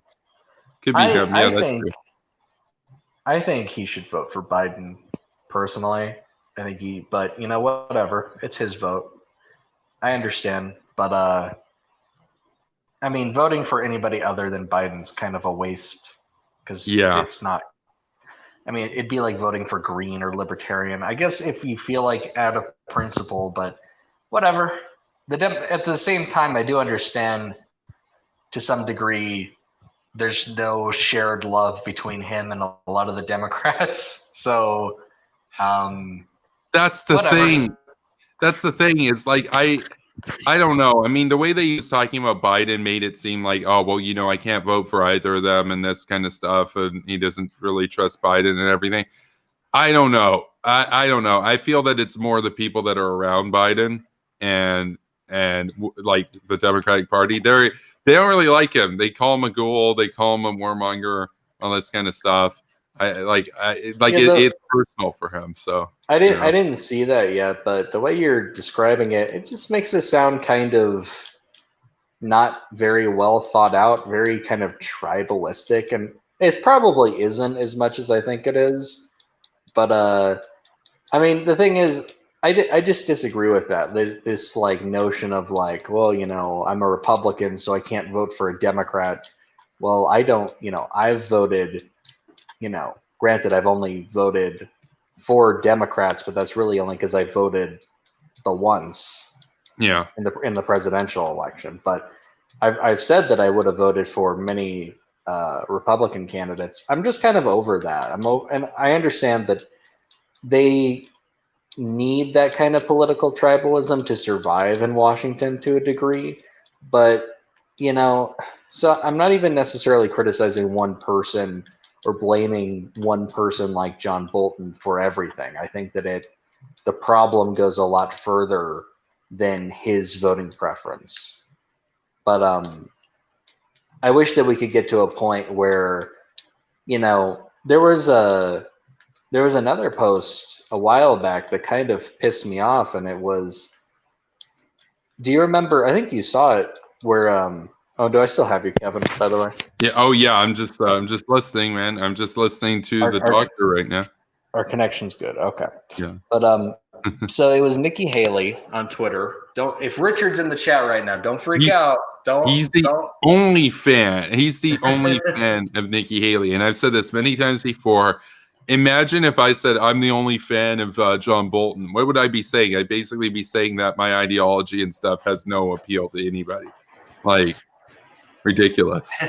Nikki Haley was commenting on the Hillary versus Tulsi feud, and she was coming down on Team Tulsi, kind of ostensibly. It was more like Team anti-Hillary, and that just happened to be pro-Tulsi. I don't even know if Nikki Haley knows all that much about Tulsi. I feel like only weird, policy wonks know Tulsi. Everyone else is kind of like, who is this? That's probably why so many people were Googling her. They're like, who the fuck is this? That's a good point. That's a good point. Tulsi.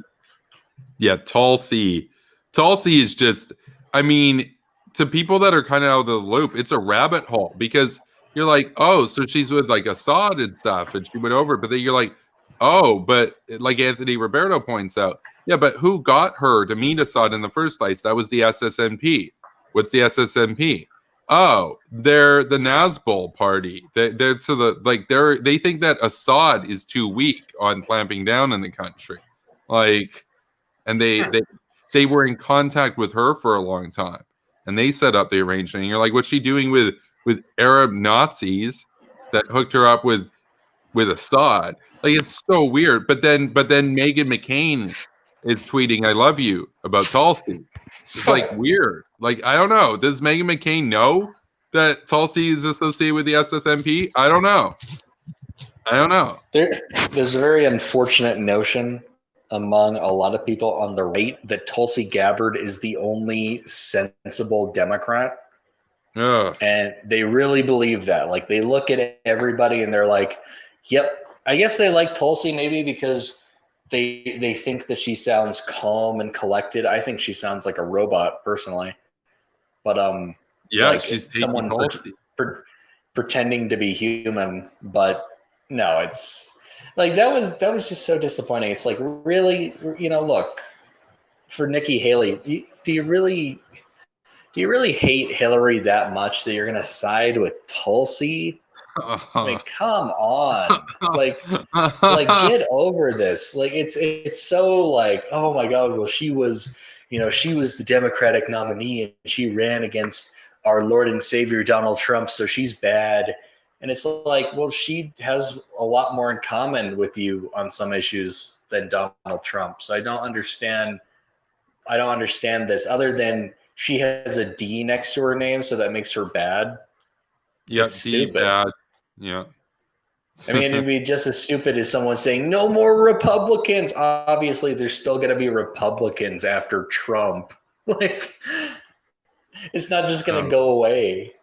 It's a long-standing party, and they'll exist. And even if there are no Republicans, there will be some conservative party. For sure. So people live in an absolute fantasy world if they think that, like, oh yeah, we're going to completely bar our political opponents from, being elected or even having a part in the national discussion. That's not going to happen at all. But that was particularly disappointing. It's hard. I mean, a lot of, like, someone like John Bolton, he's an old man. He's set in his ways. I'm not going to change his mind about anything. That's why I want the next, he's great, don't get me wrong, but I want the next generation of Hawks to be a little less politically tribal, a little bit more flexible. And I hope that, what happened to Bolton and the repercussions of the Trump administration is a wake-up call to people who are like, I can only, if I'm a Hawk, I need to shill for the Republicans. Just always. I need Republicans in charge. Well, they'll turn on you, man. You need to learn how to acclimate to other parties and maybe even make your own party at some point, because that is not a guaranteed way to get into positions of power anymore. It's just not. Yeah. The world's changed. They've gone to lengths as far as calling him a lifelong Democrat, that kind of stuff. Of course, they said that about everyone. They said that about McCain. Yeah. John Bolton, the guy who currently refuses to vote for Joe Biden, even though he's basically said that Donald Trump is a threat to the country. So I guess he's a lifeline. it's one good effect of him not voting for Biden is he can just that claim falls pretty flat on its face, where it's like, well, you know, a lifelong Democrat would vote for Joe Biden, so he's obviously not that. Yeah. I don't know. It's weird. I do kind of want to wrap up the stream shortly. I know we've still got 17 people here, so apparently a bunch of people are interested in just hearing us, talk about Bolton and stuff, and it's cool. It's cool. I like that. So we were talking about the prediction for the election, and like I'm kind of tired, but I think if Trump wins, specifically for this video, I think that the progressives are going to be the most outraged in the long run. I think that there's going to be riots, like Henry said. There's going to be dumpster fires in the streets, that kind of stuff. But I mean, I think that's a lot more likely. I don't know. I just think it's a lot more likely than a lot of people assume. I think it's about 70-30 right now in favor of Biden, not like 90-10 like 538 has it. But what do you make of that? No. Well, no, yeah, nothing's in the bag. I think that kind of overconfidence could really spoil everything if people feel like, oh, it'd be fine. I don't need to go out and vote. I don't think a lot of people will feel that way. I think a lot of people are going to go out to vote or already have voted in some capacity. And it's because they felt kind of complacent last time. And now they really understand the consequence of not voting. When they look at what happened to the Supreme Court, when they look at everything that's happened over the last 4 years, I think that was it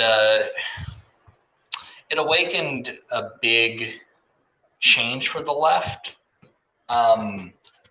If the left unites, it depends on what figures.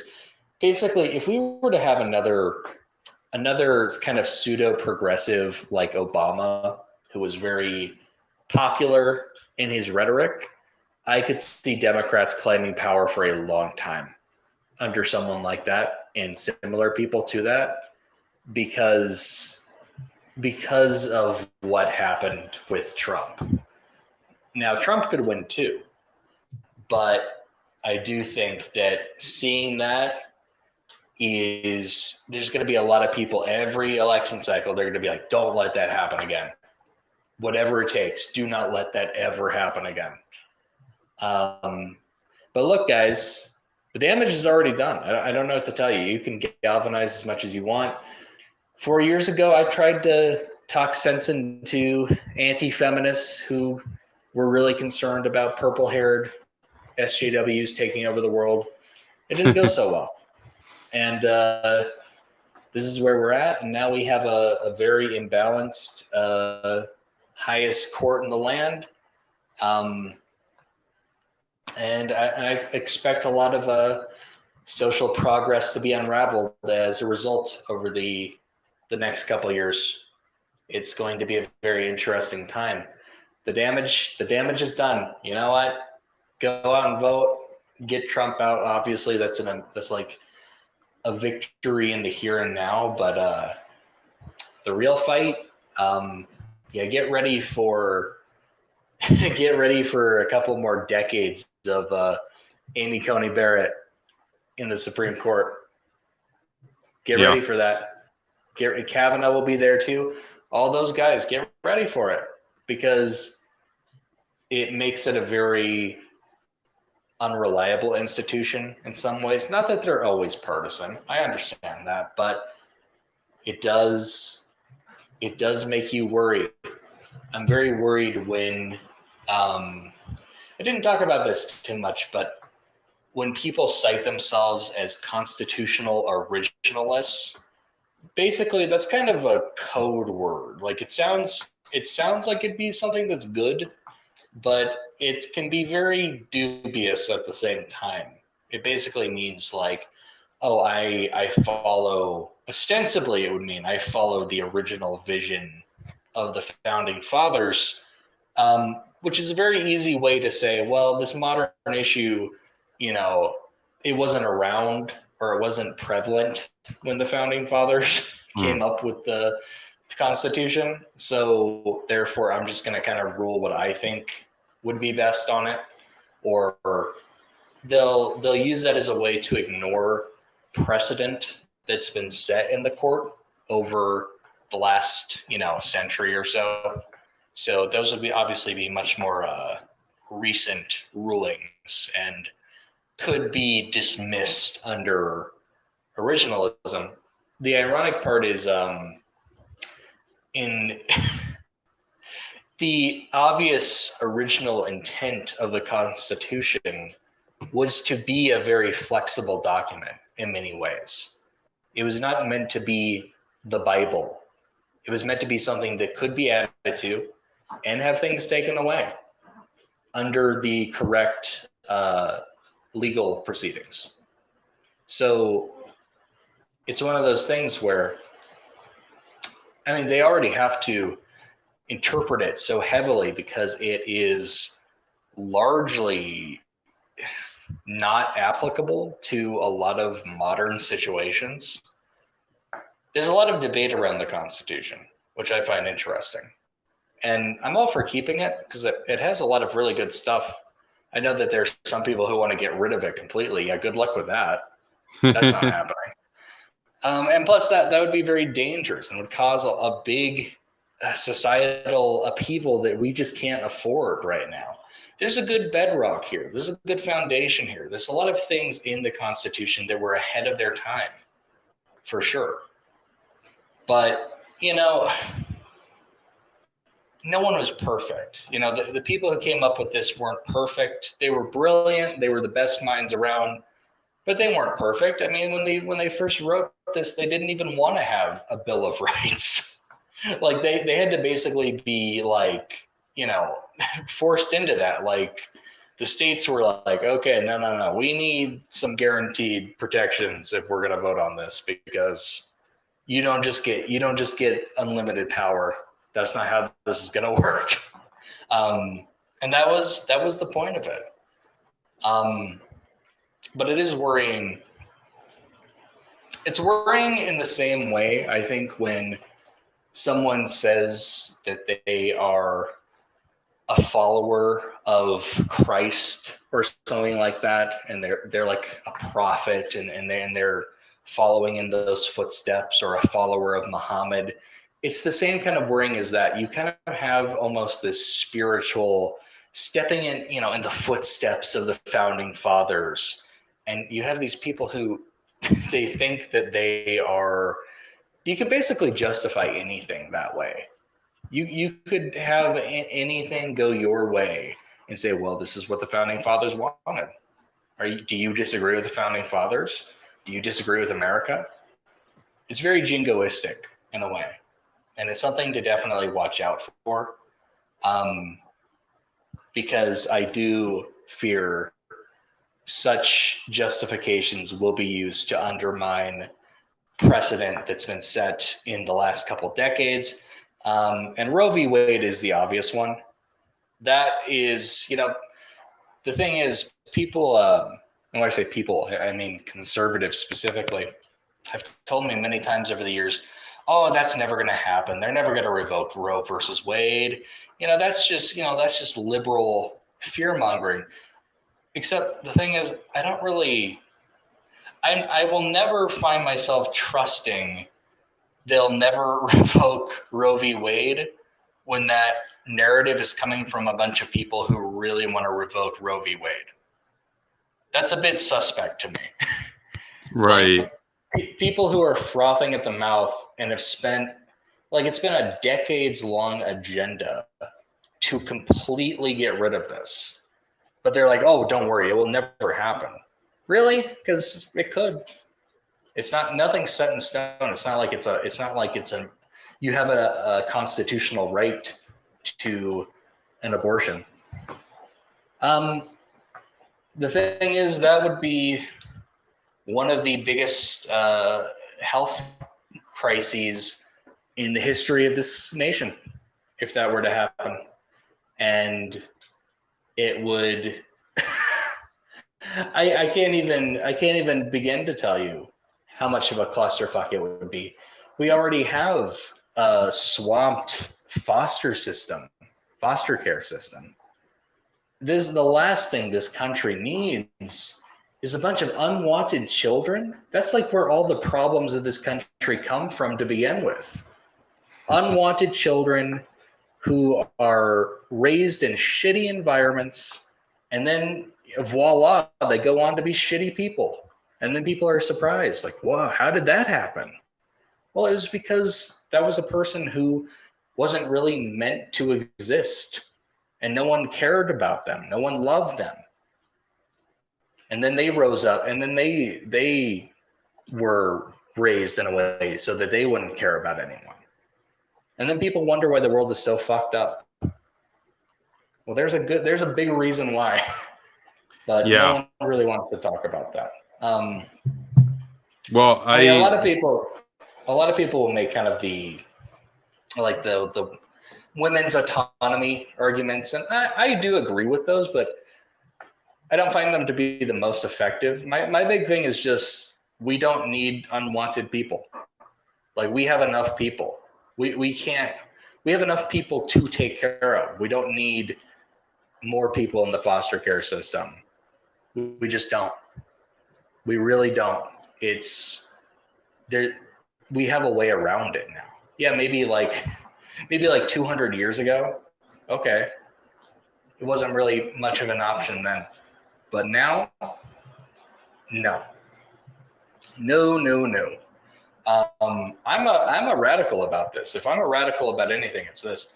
I think that you should, in order to have the right to be a biological parent, you should have to have the same qualifications as an adoptive parent.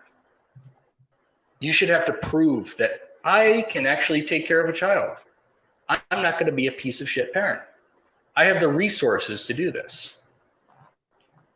We're so strict on adoptive parents. So like the nicest people in the world, the most like generous, giving of their resources and their time, people who actually give a shit, and we screen them and we scrutinize them to the nth degree.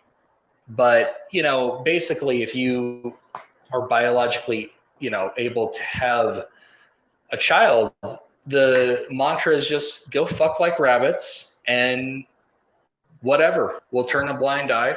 I guess maybe we'll get involved if your kid comes to school and has a black eye or something, but not all abuse is so, visible. And no one gives a fuck about that. No one gives a fuck about shitty parenting.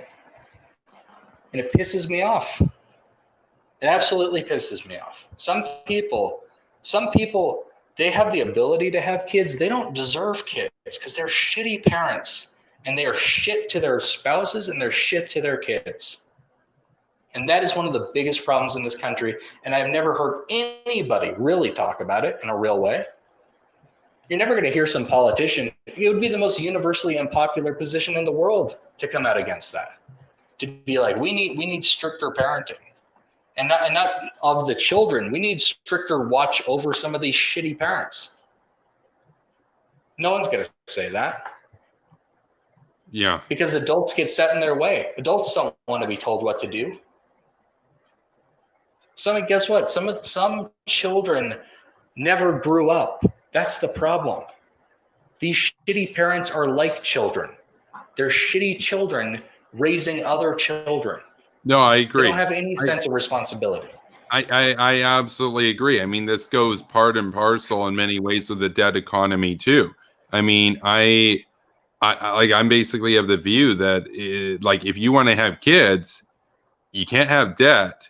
You have to definitely if you can't even afford to look after yourself, or like you can't afford to have kids. Like it's the sort of thing that, like, realistically speaking, you want to have kids, you got to be able to provide for them. That's kind of the attitude. And it's just, to me, it's interesting because for me, I'm pro choice.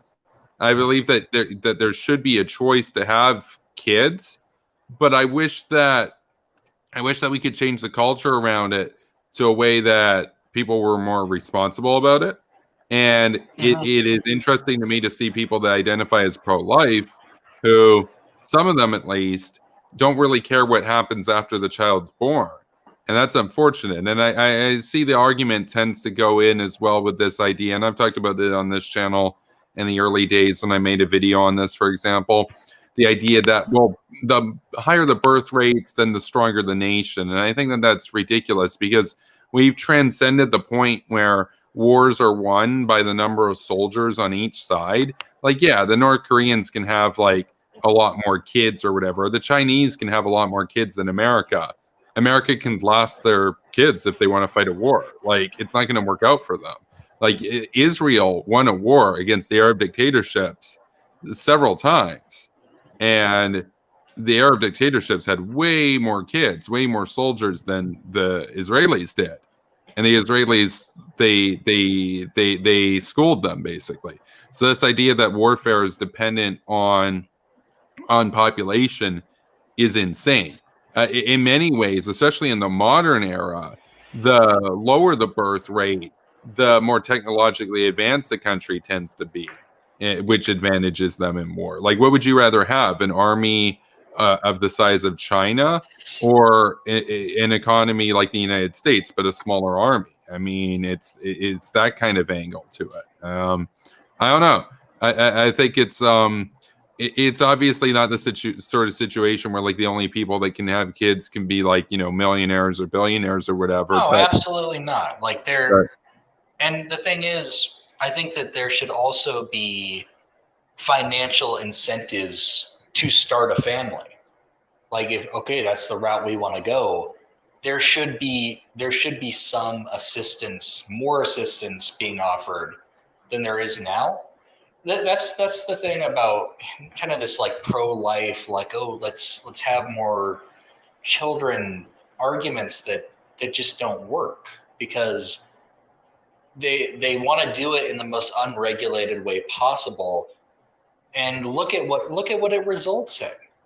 Look at it. Like, really, look at the country around you. Do you think this is working out? No.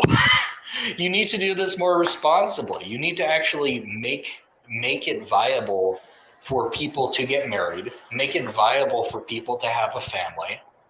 Most people are struggling to make ends meet. They don't have time for that shit. They don't have time for a parent. If they have kids, they're probably going to go to some daycare center most of the time anyway. Yeah. Well, that's where you get the argument from, like, a lot of the more paleocon side of things, where they tend to almost argue for, like, a socialist or national socialist system where they want to do away with capitalism because people work too much to have kids, that kind of idea. And they want to go to, like, a socialist system where, like, the government manages everything and that kind of stuff, but blend it with, like, traditional conservatism and whatnot, which is interesting. I mean, because there's that idea out there that it's like, oh, like, conservatism corresponds to free markets and whatnot. Not the Nick Fuentes types. They spend all the time. They want Joseph Stalin over what's going on right now. I'm obviously not suggesting anything like that. I think it's just, a step more in the direction of offering incentive for having a family, and really rewarding, that kind of stable household setting, and making it an actual option, investing in the next generation in a real way. And I think that, potentially there would be some costs at the beginning, but I do think that it would ultimately pay off, and it would help a lot of people. And even better, you would not have as many people being raised in very negative environments. Well, that's a big thing. That's the big thing about it, is just that, The problem is, you know, what you were talking about. Essentially, it's that unwanted children by and large. And so for me, like I'm of the view, like even back when I was in high school and I like considered myself pro-life and whatnot, because I wasn't sure if abortion was actually murder and whatnot. I supported making you know, contraceptives, you know, birth control, that kind of stuff as accessible as possible, right? But oftentimes you'll see that there are people that call themselves pro-life and they want to limit abortions that are opposed to condoms, which is ridiculous. So it's like, that's being talked about in the chat. Yeah, there are many conservatives and pro-lifers who are against condoms, who are against birth control. He's talking about Net7 was talking about infanticide. There is no infanticide. This is such a boogeyman. There's no epidemic of infanticide in this country. Yeah, no, Net7's pro-life. Yeah, you can be pro-life without being like a total fearmonger. Like, there's no name a case. It's not happening. Find me. I dare you. Find me one case that would qualify as like actual infanticide, unless it counts all abortions as infanticide. And at that point, the conversation is over. We're not going to talk about that. Nope. I refuse. Well, there you go. No. But I mean, a lot of people are fear mongering over like the late term. It was funny because I retweeted this interview where Pete Buttigieg he went on Fox News and he was talking about this, and they basically raised this boogeyman concern about, the third trimester, late term abortions. And he's talking about like, yeah, these are extreme cases. It involves the health of mothers or the fetus.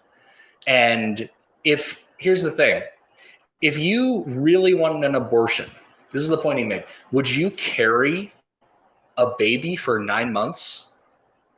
Like, what are you trying to? Are you just trying to own the conservatives that way? Like, no, that's a person who wanted the child. So basically, to give these people shit, these potential mothers who they were planning, they probably painted the fucking baby's room and bought a fucking crib. Oh, but fuck them. Because they had some medical complication. Yeah, they're probably fucking heartbroken over that shit. But they're like fucking murderers now. Dude, this is fucking disgusting. This is shameful, the kind of rhetoric that we're hearing right now. The fear mongering that people try to equate the abortion clinics to the Holocaust. Fuck that, man. This is why American conservatism is in the dustbin. This is why so many people aren't conservatives. They hear that and they're like, man, conservatives are fucking wacko. And if they weren't like that, it has a lot to do with religion. If conservatives were secular, they wouldn't be saying stupid shit like that. And more people would be conservatives, and they wouldn't have to rely on the Electoral College and gerrymandering to win shit. And here's the thing. I want the conservatives to win sometimes. I want it to be a balanced game. Especially because they've been generally more hawkish. But man, I mean, as much as I'll rag on the left, man, the Republicans, they've got some demons in their closet, and it needs to be talked about. It really does, because it doesn't really anymore. Ever since people were like, let's go after feminists, I think a lot of people forgot that Republicans had problems, especially around certain corners of the internet. It's frustrating. I'm not some like rabid anti-Republican. I don't want people to get that impression, because if I had been able to, I would have voted for Romney. I would have voted for McCain. I would have voted for W. Bush. Yeah. So don't get that impression. Don't try to, oh my God, lifelong Democrat. Fuck this guy. He's a liberal. He's an SJW. People have called me an SJW. And guess what? It doesn't mean shit. Reese, mean shit. Yeah, Reese, you're part of that new gang of alt-right SJWs. Because like the paper, they called you alt-right, right? I'm always something to someone. It's whatever's most politically convenient.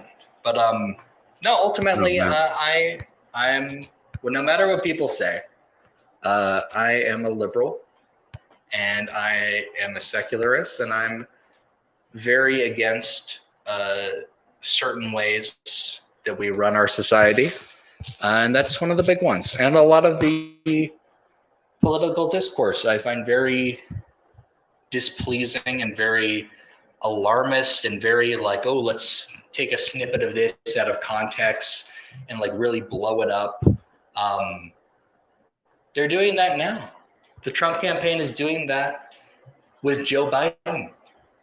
They're taking these clips where he's saying, oh yeah, I want to like limit fracking on public lands because like obviously it's public land. And they're like, oh my God, he's anti-fracking. It's like, well, like, how can you possibly be so disingenuous? Like, really? Like, the rest of us can hear. The rest of us can go to Google and look up the rest of the clip. And we're well aware of what he said. This doesn't work. This only works on people who are dumb and their only source of news is Charlie Kirk's page. Those people will be fooled hook, line, and sinker. Like, that's all it takes. Oh, well, I saw this clip. That's all I needed to see. And even the edited clips sometimes, you watch them and you'll be like, okay, that's clearly, Charlie Kirk put a little caption there. That's clearly not what he said, though. So maybe if you like are deaf and you're reading Charlie Kirk's tweet, then it makes sense. But it's just ridiculous, man. Yeah. Oh my God, he's a Democratic apologist. As if I think Biden's perfect. As if I think he's like my guy. Oh yeah, no problems with him. No. Yeah, that's I not gotta the case say at all. though, Reese, I gotta say though, I do need to head to bed very shortly. So I want to thank you for being here though, and we can continue the conversation on another stream. But I kind of hijacked it at the end, man. I'm sorry. I'll let you sign off. Yeah, no, sure. I don't really have any sort of final remarks or anything. I kind of said my prediction about what happens if Trump wins and whatnot. I think this is an interesting discussion tonight. We had an active chat. Be sure to like the video, subscribe to this channel. I do daily streams. And if you want to see more of Spooky Newkeys, go check out his channel. He's on YouTube at Spooky Newkeys and on Twitter at Spooky Newkeys. And also, you can find Henry at American Madhouse and on Twitter at American Madhouse. So, Merkin. Merkin. Yeah, that's right. There's no A in it. It's just Merkin. And then, if you want to support this channel and power the streams and all this stuff, you can check out my Patreon. Patreon's in the description below. That's patreon.com/superpowerbroadcasting. Once you hit $100 a month, I'll be releasing daily pre-recorded videos in addition to the live streams, and those will be premiering to YouTube. We're, over 2/3 the way there, so we're getting closer. And as well, if you want to send your boy a tip, PayPal's in the description below as well. That's about everything that I got lined up here. I'll probably be talking about Biden tomorrow. What happens if Biden wins? But I might take a break. We kind of got off topic. Yeah, might. I definitely spooked a good portion of the chat. I didn't mean to get so spooky back there.